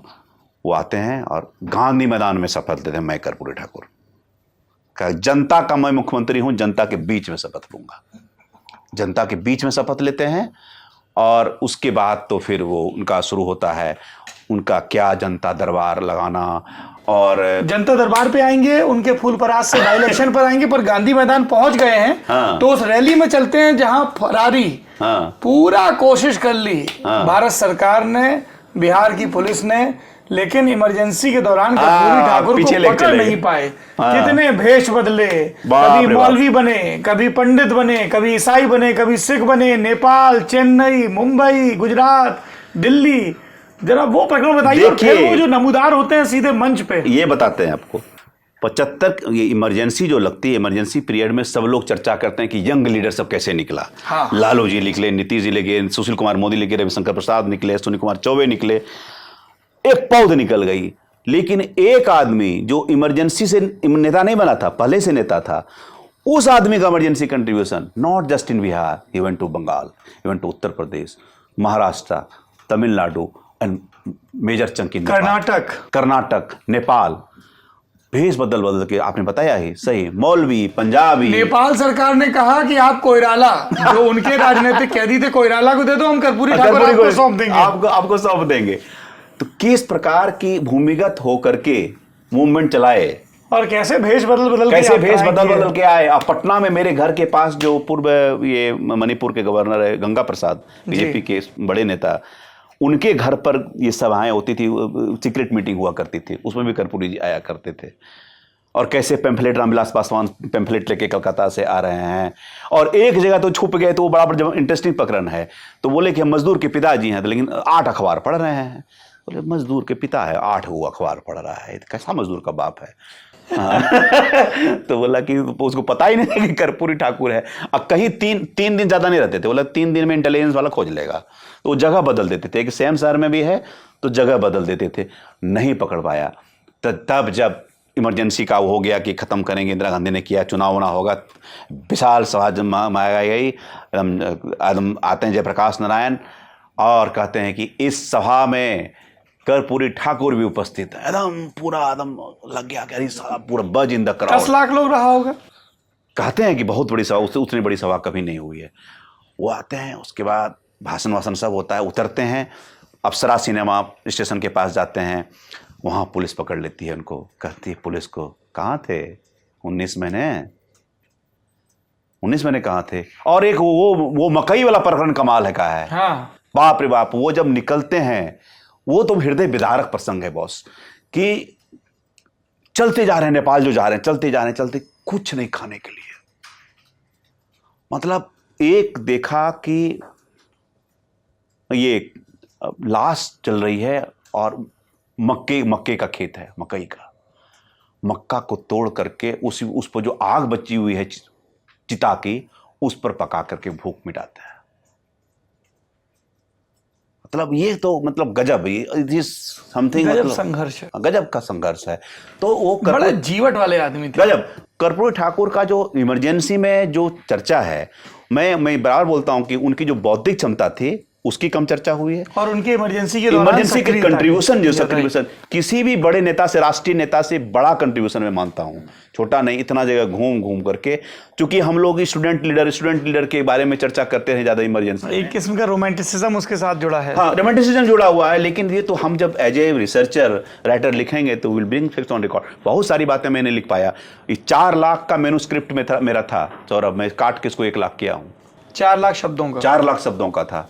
मेरे 75 किताबें, कर्पूरी आपको 5 किताब से ज़्यादा नहीं मिलेगी, लेकिन जहाँ मुझे कर्पूरी सोशलिज्म से रिलेटेड 5 लाइन, 1 पैराग्राफ, ये मेरा 3-4, मैं एक कहिए कि 15 के बाद का मेरा इस किताब के लिए काम चल रहा था। मेरा ड्रीम प्रोजेक्ट था ये मतलब 3 वर्ष से तो इंटेंस था। कर्पूरी जी पे कोई ऐसी सम्यक जो क्रिटिकल भी हो, और ये पूरे उनके टाइम की बायोग्राफी है, ये उनकी सिर्फ बायोग्राफी नहीं है। इसमें सहजानंद सरस्वती हैं, सोशलिस्ट मूवमेंट है, कैसे परसोपा बना, संसोपा बना, उसकी सारी कहानी है। और इसमें आप देखिए कि अंबेडकर लोहिया संवाद है, इसमें नेहरू के बारे में जिक्र है। नेहरू के बारे में कितनी अच्छी बात कही मरने के बाद कि गांधी के बाद कोई नेहरू जैसा कोई पुनर्जागरण मैन नहीं हुआ। Nehru Renaissance man. तो ये एक अपने ये रिस्पेक्ट करना, नेहरू का सोशलिज्म याद दिलाना। 1929 के लाहौर कांग्रेस की बात है जिसमें कि नेहरू बात करते हैं कि डायनास्टिक रूल नहीं होना चाहिए। और वो आदमी अचानक 1929 के बाद जब 48 में वो टूट करके नई पार्टी बन जाती है, कांग्रेस सोशलिस्ट पार्टी छोड़ करके फिर सोशलिस्ट पार्टी बन जाती है। तो वो जो अंतर्द्वंद है सोशलिज्म के ट्रांसफर का, वो एक लंबा होकर के वो आता है कर्पूरी में। तो वो उस चीज़ को क्यों कर्पूरी बड़े नेता हैं, क्योंकि वो उनको लोहिया इन एक्शन कहा जाता था। उस चीज़ को जो भी लोहिया ने सोचा था उसको रियलाइज किया, उसके मोस्ट पार्ट को, और वो रियलाइज किया और उस कालखंड में किया। उसमें उस समय ने उनको वैल्यू नहीं दिया, उस टाइम फ्रेम ने उनको उतनी इज्जत शोहरत नहीं दी जिनको अब मिल रहा है। अब लोग समझ रहे हैं कि कर्पूरी की क्या लीगेसी थी। And that's what makes this book more important. 77 में वो मुख्यमंत्री बन गए हैं। अब ज़रा उनके कालजयी फैसलों पर बात करें, जिसमें सबसे महत्वपूर्ण तो रिजर्वेशन वाला प्रकरण है। कैसे इसकी पृष्ठभूमि तैयार हुई, क्योंकि 70 में जब वो 70 के दशक में बने थे तब भी चर्चा शुरू हो गई थी। ज़रा उसके बारे में विस्तार। देखिए 77 में जब हुआ तो जनता पार्टी बनी। आप देखते हैं कि उसमें भारतीय लोकदल चरण सिंह का BLD एक बड़ा घटक था, भारतीय जनसंघ, और बाद में कांग्रेस फॉर डेमोक्रेसी जगजीवन राम का, और छोटी छोटी पार्टियां मिली। तो उन्होंने कहा कि एक बैनर के नाम, प्री पोल अलायंस को एक बैनर, एक पार्टी की, जयप्रकाश नारायण ने कहा कि एक बैनर के तरह आओ तो जनता पार्टी नाम। लेकिन सब ने अपना अपना जो एक आइडेंटिटी थी विद इन की पार्टी की, वो सिंबल तो हलधर छाप पे लड़े BLD वाला, लेकिन अपनी आइडेंटिटी बचा के रखी वो, कि ताकि एक ऑप्शन ओपन रहे। तो वो बनने के बाद जब पार्टी बनती है और जिस तरह से साथ आते हैं तो इंदिरा गांधी अवाक हो जाती है, यार कितना फास्ट ये लोग सब साथ में आया, और जीत भी जाते हैं। जीतने के बाद अच्छे नंबर से फर्स्ट क्लास सिंपल बढ़िया मेजॉरिटी आती है। आप कैसे मुख्यमंत्री बना तो आप जानते हैं। कालजयी फैसलों में अब देखिए रिजर्वेशन जो आया है वो तुरंत नहीं आया है। लोग जो कहते हैं कि वो बने, भले ही इनके उसका मसौदे का पार्ट था जो भी उन्होंने कहा था कि हम कर लाएंगे, 1.5 साल लगे उस चीज़ को। 78 के नवंबर में हुआ बॉस है, इंतजार किया, सरकार तो आ गई थी, और विधानसभा में उनसे लोग प्रश्न पूछ रहे हैं कि कर्पूरी जी क्या हुआ, MLC पूछ रहे हैं, तो जवाब दे रहे हैं कि ये हुआ। ट्रिगर पॉइंट था वो दिवाली का दिन। बताइए। दिवाली के दिन 3 नवंबर 1978 मोरारजी देसाई के गांधी मैदान में भाषण, उसके कुछ अंश में एंटी रिजर्वेशन बात, जो कि उनकी पार्टी पॉलिसी के अगेंस्ट में। Karpoori ji red faced on the stage, he was not amused. वो क्या हुआ, उसके बाद अनबने ढंग से और प्रोटोकॉल के तौर पर प्रधानमंत्री को छोड़ के आते हैं एयरपोर्ट, सीधे जाते हैं सेक्रेटेरिएट, अपने सेक्रेटरी से बात करते हैं। सेक्रेटरी से कहते हैं कि भाई हमको ये चीज़ लाना है। तो सैद्धांतिक रूप से उसी दिन फैसला हो गया। ये रामनाथ ठाकुर के हवाले से है, और उन्होंने मुझे ही बताया, उन्होंने सीमा चिश्ती को भी इंटरव्यू में पहले बता चुके हैं, दोनों इंटरव्यू। और 10 तारीख को 4 नोटिफिकेशन। इस बीच में लेकिन एक चीज़ हुआ जहाँ के मैं थोड़ा सा जनसंघ को भी, भारतीय जनसंघ के कटक दल को भी क्रेडिट दूंगा। कर्पूरी ठाकुर का जो कम लोग जानते हैं, ओरिजिनल आइडिया था 20% का, 12 + 8 का, पर भारतीय जनसंघ विरोध कर रहा था इसका। हाँ, तो उसका एक ड्राफ्ट बढ़िया, इसको जेफरी विट्सो ने अपनी किताब में democracy against development, anthropologist New York university में पढ़ाते हैं। बिहार में 10 साल रह करके उन्होंने बहुत सुंदर किताब लिखी है, डेमोक्रेसी अगेंस्ट डेवलपमेंट। पढ़ना चाहिए कि मतलब कि पोस्ट कॉलोनियल जो कास्ट का ट्रांसफर होता है, डेमोक्रेसी अगेंस्ट डेवलपमेंट, और उसका एक लंबा सा सब टाइटल है कि पोस्ट कॉलोनियल में कास्ट क्या क्या हुए, और उन्होंने फॉरवर्ड भी लिखा है जेफरी विट्सो ने। इस किताब की जो प्रस्तावना है उन्हीं की लिखी हुई है। तो वो जो उन्होंने कहा, पहली बार कैटेगराइजेशन की बात हुई, OBC EBC, 12% EBC को, 8% OBC को, ये था। तो इन्होंने कहा कि नहीं, आप लोग थोड़ा सा इस पर और काम कीजिए। तो पहली बार कंसेप्ट 3% महिलाओं, फर्स्ट गवर्नमेंट, और 3% आज जिसको आज EWS कहते हैं, गरीब सवर्णों को। तो ये 12, 8, 3, ये 26 हुआ। लेकिन फिर भी नाराजगी थी।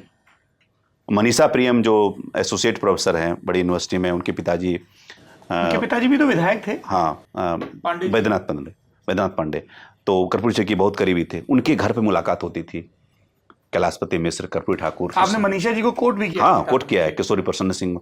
तो बोले कि पहली बार जो ये लोग जुटे थे ठाकुर प्रसाद, रविशंकर प्रसाद के, तो उन लोगों में नाराजगी दिखी, वो जो रिजर्वेशन वाला जो इम्प्लीमेंट हुआ। तो इस मॉडिफिकेशन के बाद इम्प्लीमेंट हुआ, लेकिन सिद्धांतिक रूप से तो राजी थे, क्योंकि वो पार्ट थे भारतीय जनता पार्टी के, जनता पार्टी के। लेकिन वो जिस समय का उसमें समाज था, जो जनसंघ की जिसमें जो पॉलिटिक्स थी, वो अभी वो पॉलिटिक्स में अपर कास्ट डोमिनेंस था, तो वो एक्सेप्ट नहीं किया। तो अपने जो लोग प्रच्छन्न रूप से जिसे विरोध करवा सकते थे, वो काफ़ी विरोध हुआ। वो काफ़ी विरोध होने के बावजूद भी ये हटे नहीं, और इसके कारण से उनकी सरकार जाना पड़ा। वो तो एक बहाना है कि डुअल मेंबरशिप के लिए, वो तो एक स्केप गोट था। मेन कारण रिजर्वेशन था, उसका विरोध था। इनको लगा कि ये बहुत बड़ा सोशलिस्ट, एक बड़ा नेता बन जाएगा, एक बड़ा प्लैंक मिल जाएगा, और हमारी पॉलिटिक्स हट होगा, तो इससे अलग हो जाओ। तो उसके बाद सरकार गिर जाती है। राम सुंदर दास के आते हैं। राम सुंदर दास जो ओबीसी रिप्रेजेंटेशन बहुत बढ़ गया था, फिर कम करके उन्होंने अपर कास्ट रिप्रेजेंटेशन को उसमें बढ़ा देते हैं, और रिजर्वेशन को थोड़ा डाइल्यूट करते हैं। फिर बाद में फिर कर्पूरी वाले स्वरूप में आता है, वो अलग बात है। तो वो एक तरह से कहिए कि उन्होंने उस लेगेसी जो कर्पूरी ठाकुर ने किया था, वो कहीं ना कहीं वो डाइल्यूट हुआ उनके बाद, जाने के बाद। अच्छा, ये वही राम सुंदर दास जी हैं जो तब तो मुख्यमंत्री बने, बाद के दिनों में जिन्होंने रामविलास पासवान को हराया था। हाँ हाँ, एनडीए के 2009 के दौर में, 2009 हाजीपुर। तो रामविलास जी 2 ही लोकसभा चुनाव हारे हैं बिहार में। हारे तो एक इधर बिजनौर वाला भी हारा है जी, जिसमें मीरा कुमार जीती थी, मायावती भी हारी थी। वो चुनाव बड़ा दिलचस्प चुनाव था वो भी। एक ये 84 में हारे और एक 2009 में हारे। वो एक मुझे याद है, मैं उस दिन ट्रैवल कर रहा था उनके साथ, रामविलास पासवान के साथ। अब 9 में? हाँ, मैं उनके साथ, मुझे सौभाग्य मिला हेलीकॉप्टर पर उड़ने का, डे विद रामविलास पासवान करने का। तो पहली बार मुझे मतलब पूरा एक जो होता है ना कि खुल करके बातचीत करने वाली मुलाकात, वो 2009 में? हाँ, 9 में हुई। तो गया तो मैं पूरा मछली वछली खिलाया उन्होंने फ्लाइट में, जो भी था। और तो बोला कि सर बड़ा एकदम ये अच्छा भीड़ जुटा रहे हैं तब सब राम सुंदर दास। देना होता कोई जवान आदमी को लड़ना, या 87 साल के बूढ़े को मेरे अगेंस्ट में लड़ा दे, बताओ। ये कोई मतलब कोई बैटल नहीं है संतोष जी, कोई बैटल नहीं है। 30,000 प्लस वोट से आ रहे हैं। सुशील मोदी ने कहा था कि जिस दिन नॉमिनेशन हम लोग गए, तो उसी दिन हमको लगा रामविलास जी हारेंगे। जो क्राउड का स्पॉन्टेनियस टर्नआउट, जबकि वो 5 साल यूपीए में मंत्री। हाँ, वो हुआ, तो वो रीड नहीं कर पाए। और उसी दौरान मैंने चिराग पासवान को पहली बार देखा था, लंबे लंबे बाल, पूरा एकदम मतलब हीरो तो उसमें शुरुआत कर ही रहे थे, घूम रहे थे। तो हम उनको रोक करके हम लोग, मैं और उसमें मैं तो टेलीग्राफ में था, उसमें जेपी यादव थे, इंडियन एक्सप्रेस में, हम लोग सब बिहार में एक जगह हाजीपुर में कहीं रोक करके इंटरव्यू किए। उसने पूछे पॉलिटिकल, कहने पॉलिटिक्स में इंटरेस्ट नहीं है, पिताजी के लिए ऐसे ब्लेसिंग के लिए हम लोग आए हैं, घूम रहे हैं, हम पिताजी के लिए क्या वोट मांगे। That was how the first interaction of the child, now the guy is union minister. Karpoori ji की बात कर रहे थे, एक तो उन्होंने पहली ऐसी सरकार जिसने पिछड़ों को आरक्षण दिया। हालांकि उत्तर प्रदेश में रामनरेश यादव ने दिया था, जिसको बनारसी दास गुप्ता ने फिर बदल दिया था। वो जिक्र किया है मैंने जी। लिकर बैन को लेके क्या रवैया था उनका? क्योंकि आजकल नीतीश कुमार भी ऑब्सेस्ड हैं, जबकि ये हर कोई जानता है कि बिहार में कितनी आसानी से शराब उपलब्ध है, शराब माफिया किस तरह से वर्चस्व में है, और जो सीमा के डिस्ट्रिक्ट्स हैं वहाँ पे किस तरह से शराब की तस्करी होती है, जिसमें पुलिस की मिली भगत भी रहती है। एवरीबडी नोज दिस, कोई मैं सीक्रेटिव चीज़ नहीं बता रहा हूँ जी। ये कर्पूरी जी का ऑरिजिनल आइडिया नहीं था। Liquor ban was not his idea, it's central policy का पार्ट था। जितनी सरकारें हर जगह बनी थी, भाई का उन्होंने कहा था, हाँ। लेकिन ये इंप्लीमेंट करने वालों में से आगे थे, और गांधीयन थे, उस चीज से लिंक करके इन्होंने क्रेडिट लिया। लेकिन ये मैं नहीं कहूंगा कि उनका आइडिया था, लेकिन हाँ, उनके टाइम में लिकर बैन हुआ, जो कि इम्प्रैक्टिकल चीज है, बहुत इम्प्रैक्टिकल चीज है वो। हाँ, इस पर बहस कर सकते हैं, क्योंकि मतलब मुझे लगता है कि अब मेरे एक मित्र ने बड़ा बढ़िया डिफिनेशन दिया था लिकर बैन का, कि इट इज सेलिंग ऑफ सब standard liquor thrice it's price. हाँ, 400 की दारू 1200 में बेचो, दैट इज प्रोविजन नहीं, और सब स्टैंडर्ड भी। हाँ, सब स्टैंडर्ड भी, मे बी स्प्यूरियस भी। यस। अब देखिए कितना हुआ, कितने लोग मरे बिहार में, बन रहे हैं, कहाँ से मेडिकल स्पिरिट लाते हैं, यूरिया से क्या क्या बनाते हैं। कभी सफल नहीं हो सकता। हरियाणा समेत कितने इलाकों से तस्करी करके कितने, मतलब वो इस पर तो मैं ये कह रहा हूं कि 6-7 हजार कमा रही थी सरकार, अब 20,000 की पैरेलल इकोनॉमी खड़ी कर दी आपने, कौन इसका जिम्मेदार है? 6-7 हजार करोड़, 6-7 हजार करोड़ का एनुअल रेवेन्यू था, मैंने हमारे मेजर 6-7 रेवेन्यू। हजार करोड़ का, एक सेकंड, हाँ हाँ भाई, इतना रेवेन्यू था हमारा। और मतलब कि 6-7 हजार, एक सेकंड में, I let me stand corrected, 100 crore, 100, हाँ ठीक है। और ये अब पैरेलल इकोनॉमी 20 से 25 हजार का है। इसमें छोटे बच्चे भी यूज होते हैं कंडक्ट में। जैसे मॉडल बड़ा क्लियर है, बॉर्डरिंग डिस्ट्रिक्ट में बच्चा उस पर जाएगा, 400 की दारू लाएगा, 1200 में बिकेगा, 400 बच्चे को मिलेगा, 800 हो गया इस पार्टी का, तो वो तो बैग में लेके क्या आ गया। तो महिलाओं का यूज होता है, उनका यूज होता है, और जो घटिया शराब जो बनती है आकर के पाउच वाली, वो तो बहुत डेंजरस है। तो मुझको लगता है कि इसको आप लाए तो ये इम्प्लीमेंटेबल नहीं है, मतलब ये कंप्लीटली इम्प्रैक्टिकल। मैं इसके इथिकल पार्ट में नहीं जा रहा हूँ, वो डिबेट होने दीजिए, वो कोई दिक्कत नहीं है हमको डिबेट से। तो लेकिन हाँ, ये इम्प्लीमेंटेबल नहीं है, तब भी फेल्योर था, और आज भी मानता हूं कि मैं it's not a success. May be some success story at rural level, domestic violence कम हुआ है, people are not drinking publicly, ये सब बातें हैं। लेकिन ये कहे कि शराब नहीं मिलती है, तो even all the ministers, even the I think CM would know it very well. Yes. Urdu को लेके क्या रवैया था, क्योंकि उर्दू के इम्पोजिशन को लेके एक दंगा भी हुआ था हाँ हाँ, पहले टेन्योर के दौरान, हाँ है, और सरकार की रवानगी की, वो रवानगी हाँ, जमशेदपुर के इलाके में, जी हाँ, वो ऑफिशियल लैंग्वेज, वो उसको उर्दू को सेकंड ऑफिशियल, बिहार की दूसरी आधिकारिक भाषा को। और ये चीज इस थाउट के साथ था कि एक प्राइवेट कन्वर्सेशन में उन्होंने कपिल देव सिंह को कहा था कि कपिल देव भाई, अगर मुस्लिम वोट मिल जाए ना, तब तो और लोगों की, बहुत ज्यादा लोगों की हमको जरूरत नहीं है। जो चीज लालू जी को बाद में अपने आप मिल गया, जिसको तेजस्वी जी ने A to Z कर दिया, तो वो उस थाउट के साथ था। तो वो उस कम्युनिटी को रीच आउट करना चाहते थे। He was very popular among Muslims. हमारा अनवारुल हक का बड़ा बढ़िया प्रसंग है, वो जब सोनवर्षा में लड़ते हैं। हाँ, आप बड़ा देखिए क्या होता है जब किताब लिखते हैं, कितनी चीजें आपसे होती जाती है। एक मीटिंग में बैठा हुआ था, उपेंद्र कुशवाहा से मिलने गया था, तो वहाँ एक लड़के से मिला, तो कहा कि मेरा नाम साद अनवार है। हम क्या एक्सप्लेन करो यार, बड़ा इंटरेस्टिंग हुआ। कल का मैं अनवारुल हक को जानने के लिए, हाँ कर्पूरी ठाकुर जिसको हराए थे, कल उनका मैं पोता हूँ। कल बैठो तो हम उपेंद्र कुशवाहा को कहा बाद में मिलेंगे उनसे, तुम बैठो पहले। एक अलग टेबल कर लिया, एक कहानी सुना बाबा का कुछ तो सुनाया।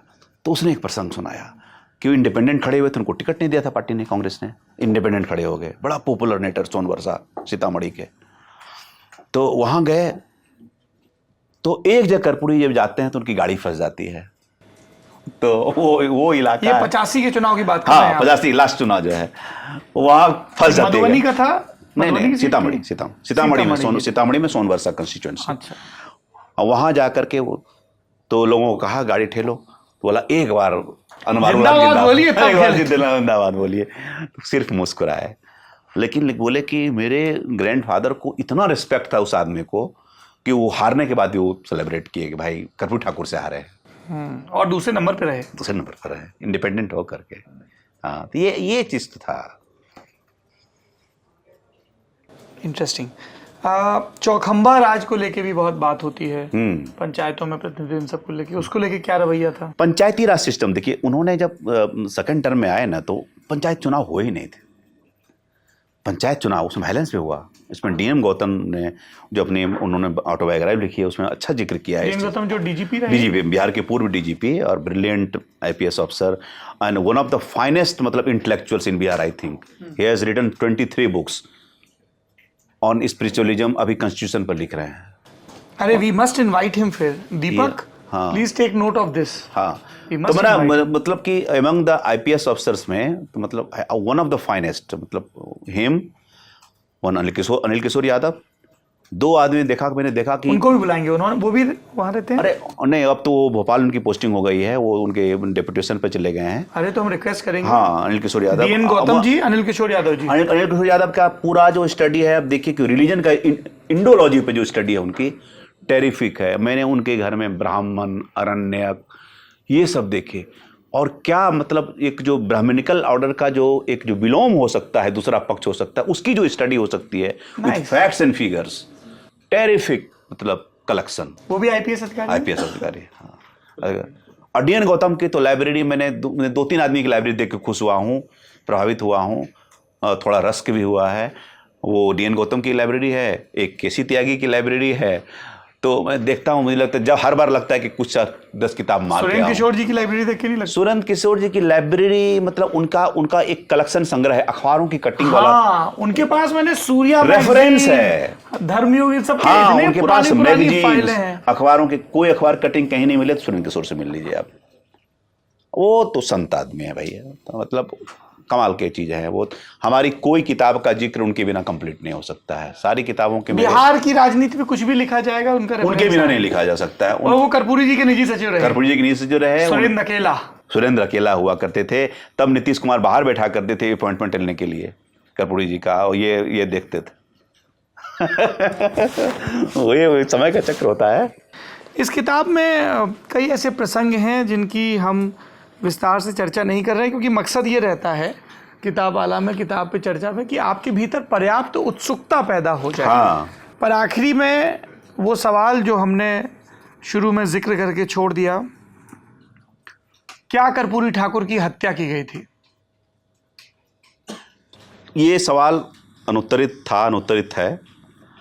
हुआ क्या कि देखिए, अब पता नहीं सांख्य योग में लिखा हुआ है कि नहीं लिखा हुआ है, लेकिन जैसा उसमें कोट किया गया तब से उसी तरह कोट किया। मैंने सांख्य योग मैंने पढ़ा नहीं है, टू बी वेरी फ्रैंक, और चेक भी नहीं किया कि सांख्य योग में है कि नहीं, कि आप आत्मशुद्धिकरण के लिए, पेट की शुद्धिकरण के लिए अगर थोड़ा सा टेपिड वाटर में सुसुम पानी, जिसको हम लोग देहाती भाषा में बोलते हैं, हल्का सा नमक मिला करके आप उल्टी करेंगे तो पेट आपका क्लियर हो, विकार क्लियर होगा।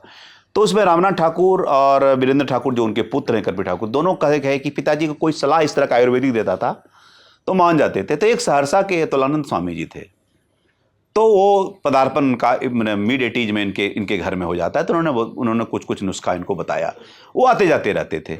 लेकिन तब तक एक अटैक आ चुका था और इनके सलाहकार डॉक्टर सीपी ठाकुर रह चुके हैं, जो कि बाद में एमपी बने, लोकसभा के, राज्यसभा के मशहूर डॉक्टर नेता। वो कहते हैं, उन्होंने कहा, उनको रिकॉर्ड पर लाया है मैंने, उन्होंने कहा कि मैंने उनको कहा था कि सिंपल बात है, कोई भी डॉक्टर कहता है बीपी वाले को नमक मत खाओ यार, आप 13 लीटर नमक। और इस चीज़ को कंफर्म किया उनकी पुत्र वधू कनकलता ठाकुर ने, जो 86 में उनकी शादी बना, वो 86 में, 85 में, एग्जैक्ट ईयर मुझे जाता नहीं है, वो आ जाती है। उस समय थी वो, जब वो एक जो अभी उनका म्यूजियम बन गया मेमोरियल, वही उनका घर हुआ करता था, जहाँ नीतीश कुमार का है एक दूसरे कोने पर, एक देश रत्न मार्ग, वहाँ ये चीज़ें हो रही है। तो उस समय हुआ क्या था कि जिस दिन उनकी मृत्यु हुई उसके 1-2 दिन पहले से वो ये चीज़ कर रहे थे। वो रात में उनका पेट उसके कारण से ख़राब होता है, लेकिन मॉर्निंग में उठते हैं, सुबह 5 बजे उठ करके पूरा टहलते वहलते हैं और कुछ लोग मिलते हैं। और एक चीज़ मैं भूल नहीं जाऊँ, मैं लोभ संवरण नहीं कर पा रहा हूँ, एक उसी प्रकरण में कर्पूरी ठाकुर कैसे लोगों को कुर्सियाँ दी, उसकी कहानी है, बेंचेज बिफोर चेयर्स। मतलब कि कितनी कहानियां हैं। वो कहते हैं कि वो लोग मिलने आते थे तो उनकी कुर्सी, 3-4 बेंच, फिर चेयर्स, तो जिनको जरूरत है वो बेंच पे बैठेंगे, आगे कर्पूरी ठाकुर से मिलना है। अब पीछे जो लोग गरीब गुरबा आए हुए हैं ऐसे शान से बैठे हुए हैं, तो वो इनको एम्पावर करने का, कुर्सी पकड़ाने का तरीका था जी। चेयर्स के पहले बेंच रखो, वहाँ लोगों को पहले बताओ कि बस तुम्हारा ये प्लेस है, बैठो, और मांगने आए हो तो हम्बुल बनो, पहले बेंच पे बैठो। और वो उसको अनजान नहीं रहा है, कुर्सी बैठा हुआ है, लेकिन वो कुर्सी के हत्था पकड़ने का, ऐसे करके बैठने का जो एक सेंस है, तो वो उन्होंने कर्पूरी ठाकुर ने इनडायरेक्टली सिखाया। तो उसका प्रकरण क्या है अतुलानंद स्वामी का, वो जब हुआ तो आप घटना घटती है, फिर आप पूरी कहानी जानते हैं कि भाई कैसे अटैक आता है। PMCH जाते हैं, Patna medical college and hospital बता चुका है, उसके बाद वहाँ उनकी मृत्यु हो जाती है, थोड़ा सा देकर डिक्लेयर ब्रॉड डेड। लेकिन इसकी हुआ क्या कि सबसे पहले इसको उठाया रघुवंश प्रसाद सिंह ने, जो पूर्व केंद्रीय मंत्री थे, राजद के बड़े नेता थे, बड़ी करीबी थे उन्होंने, और लंबी चिट्ठी लिखी उन्होंने, राजीव गांधी को लिखी, और उस समय जो भागवत जाजा मुख्यमंत्री बिहार के थे उनको लिखी, कभी जांच नहीं हुई। तब हुआ, और परिवार वालों ने भी उसको, हमको लगता है कि पुश नहीं किया, और अब ये भी एक कारण हो सकता है कि भाई उनकी राजनीतिक महत्वाकांक्षा थी, क्योंकि जानते हैं उसके कुछ दिन के बाद भी एमएलसी बनी जाते हैं अमरनाथ ठाकुर, तो हो सकता है कि वो एक कंस्टेंट होगा, पुश नहीं किया होगा। लेकिन फिर भी वो को 95 में फिर दूसरे कोई लोग इस बात को उठाते हैं, तो ये कंस्पिरेसी थ्योरी चलती है थी, लेकिन इस बात की कोई चर्चा नहीं हुई थी आखिर हुआ क्या था। लेकिन एक बीपी के पेशेंट को आप नमक का घोल पिलाएंगे तो उनका बीपी शूट करेगा और हृदयाघात का पूरे चांस रहेगा। ये तो एक सिंपल मेडिकल साइंस है। किसने उनको भेजा, क्या हुआ जी ये प्लांट, तो ये तो रैप में। उसके बाद स्वामी जी कहीं मिले नहीं, अतुलानंद कहीं मिलते नहीं हैं, कहीं मिलते नहीं हैं। इस मृत्यु के कुछ दिनों पहले कांग्रेस ने एक सर्वे करवाया था कि पोस्ट कर्पूरी ठाकुर क्या सिनेरियो होगा बिहार की पॉलिटिक्स का।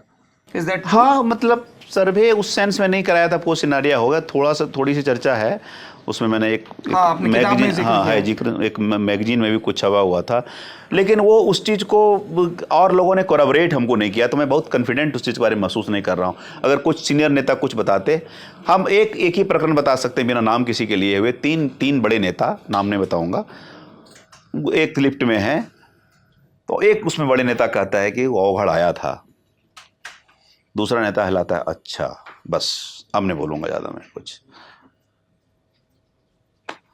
अब ओपन डेट छोड़ देते हैं, लोग समझेंगे, क्योंकि मुझे उसकी जानकारी भी नहीं है। लेकिन जिसने बताया है उसने कहा है कि ये क्रेडिबल इन्फॉर्मेशन है, मेरा नाम मत लीजिएगा। तो एक कंस्पिरेसी, पर एक इल्जाम लगा उन पे जिसने बड़ी सनसनी मचाई, और उसकी क्रेडिबिलिटी नहीं थी। बाद में उस औरत ने माफी मांगी, कर्पूरी ठाकुर पे रेप का इल्जाम, नेपाल की वो टीचर, हाँ एकदम, और बाद में माफी मांगती, कहती पॉलिटिकली मोटिवेटेड था, मैं एमएलसी बनना, पॉलिटिकल मोटिवेटेड था, और कोर्ट ने विड्रॉ किया उसको, केस को। और कर्पूरी जी ने 5 दिन का व्रत रखा, 5 दिन का व्रत रखा, उस चीज को विड्रॉ किया। इस पर यशवंत सिन्हा भी लिखा है कि भाई कोई सर्टन लेडी फ्रॉम नेपाल आते हैं, उसका नाम लेना सही नहीं रहेगा, वो आती है वहाँ और आकर इल्जाम लगाते हैं। तो वो एक तरह से कहते हैं कि एमएलसी बनने की एक राजनीतिक इच्छा थी। और दूसरी बात, कोर्ट की तरफ से, कोर्ट से जाकर खुद ही आप विड्रॉ कर लेते हैं, तो उस केस की क्या चर्चा करनी है। क्योंकि ये बातें हुई थी तो रिकॉर्ड में लाना था, तो मैंने रिकॉर्ड में लाया सिर्फ। कर्पूरी जी का जीवन का आखिरी दिन, वॉक करने जाते थे, वो वॉक करके लौटते हैं, थकान महसूस करते हैं, उसके बावजूद लोगों से मिल रहे हैं, भीतर जाते हैं, पानी मांगते हैं, दम खत्म होता है। न्याय रथ भेजा था चौधरी देवीलाल ने 1987 में प्रचंड जीत के बाद हरियाणा की, बिहार में। उसी मेटाडोर से उनको अस्पताल ले जाया जाता है जहां ब्रॉड डेथ डिक्लेयर किया जाता है। लालू प्रसाद यादव अपने आप को बहुत प्रोमिनेंटली दिखाते हैं कर्पूरी की लेगेसी के वारिस के तौर पर भी, और उनकी शव यात्रा के दौरान भी। क्या इक्वेशन थी कर्पूरी ठाकुर और लालू प्रसाद यादव की? देखिए, 77 में लालू जी एमपी बन जाते हैं, तो किसी परिचय के मोहताज नहीं है। एमपी बन जाते हैं, फिर 80 में एमएलए बनते हैं, फिर बाद में एमएलए बनते हैं। तो 3 टर्म के एमएलए हैं, एमपी रह चुके हैं।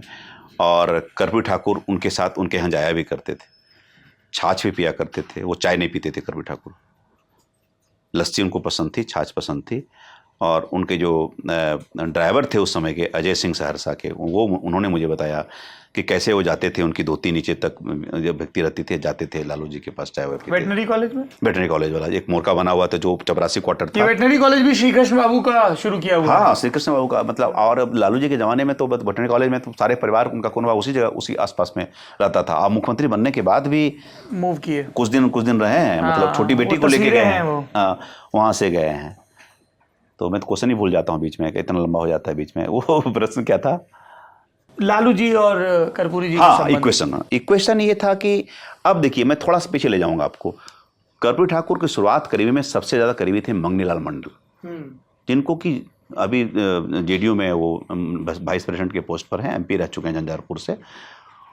बहुत अच्छा रिसर्च है उनका, और बहुत अच्छा बोलते हैं। कर्पूरी ठाकुर जैसा ही मतलब कहा जाता था कि जूनियर कर्पूरी हैं। लेकिन और एक समय बड़े नेता थे, इस चीज़ को किसी त्यागी विजय में कहा कि हाँ बड़े नेता हुआ करते थे। फिर बाद में उस तरह से नहीं हुआ। लेकिन और देवेंद्र प्रसाद यादव, जिन्होंने पुलपरास की सीट खाली की थी, जो 77 में, हाँ सीट खाली की थी, उनको वहाँ से जीते। और बाद में वो राजद के भी एमपी रहे, बड़े नेता रहे। तो वो करीबी थे। अब्दुल वारिस सिद्दीकी, जो बिहार के मतलब फाइनेंस मिनिस्टर रहे, बड़े नेता हैं। कहा भी जाता है कर्पूरी जी ने एक नर्सरी तैयार की, एक नर्सरी क्या थी रामचंद्रपुर में, ऑफकोर्स नीतीश कुमार 77 में जब वो कर्पूरी फार्मूला आता है उसको स्टडी करने के लिए कहते हैं, तो ये नीतीश कुमार सजेशन देते हैं क्रीमी लेयर वाला, और कुछ सजेशन देते हैं, कुछ इनकॉर्पोरेट होता है, कुछ नहीं हो पाता है, तो इंटेलेक्चुअली यूज किया। और चूंकि ये एक धीरे तरह से पब्लिक लीडर जननेता ये बन रहे थे, लेकिन ये कहना कि मैंने पूरी तरह से वो एक तरह से उनके डिसाइपल थे, उनको मेंटोरिंग की, तो नहीं, मेंटोरिंग नहीं थी। एक तरह से उनसे अच्छी चीज़ें वो ले भी रहे थे, एक तरह से विरोध भी कर रहे थे। जो अपना जो कास्ट असर्शन था कि I am the leader in the making, कैसे अनुपलाल मंडल का लगभग फिक्स हो गया था कि बनना लीडर ऑपोजिशन, लेकिन वो कैसे लास्ट में वो नहीं बन पाते हैं। अनुपलाल जी के लालू जी बनते हैं। हाँ, लालू जी बनते हैं, लालू जी बाद में बनते हैं, लालू जी 89 में बनते हैं भाई। 87 में हटाए जाने के बाद तो वो पोस्ट वैकेंट तुरंत किसी को नहीं बनाया जाता है, वो वैकेंट रहता है। और ये इसलिए था कि नीतीश जी ने मुझे पहली किताब के इंटरव्यू में बोला था कि हम लोग इसलिए सपोर्ट किए कि पावर हमारे जनरेशन में आ गया। सेकेंड जनरेशन में था, लालू जी हमारे मित्र थे, हमारे कुछ काम कर सकते थे, अब अपने जनरेशन में सत्ता आ गई, ये कहानी थी। आप कर्पूरी ठाकुर जी की ज़िंदगी के कुछ अंश इस किताब के मार्फत सुन रहे थे। एक लंबी बातचीत हमने किताब वाला में रिकॉर्ड की है, पर जो बातचीत हमने रिकॉर्ड की है वो इस किताब में जिन प्रसंगों का जिक्र है उसका शतांश भी नहीं है। बिहार की राजनीति को, देश की राजनीति को समझने के लिए मैं रेकमेंड करूंगा कि आप इस किताब को विस्तार से पढ़ें और फिर अपने तय निष्कर्ष निकालें। संतोष जी, मैं बहुत शुक्रगुजार हूँ एक पाठक के तौर पे कि आप श्रमसाध्य ढंग से बाकायदा शोध करके, बिब्लियोग्राफी, इंडेक्सिंग सब करके, सारे रेफरेंसेस के साथ इस तरह की पॉलिटिकल बायोग्राफीज़ या पॉलिटिकल कमेंट्री की बुक्स लिखते हैं। और मैं उम्मीद करता हूँ कि देश के और भी वरिष्ठ राजनीतिक पत्रकार इस तरह से काम करें। और ये अजब इत्तेफाक है कि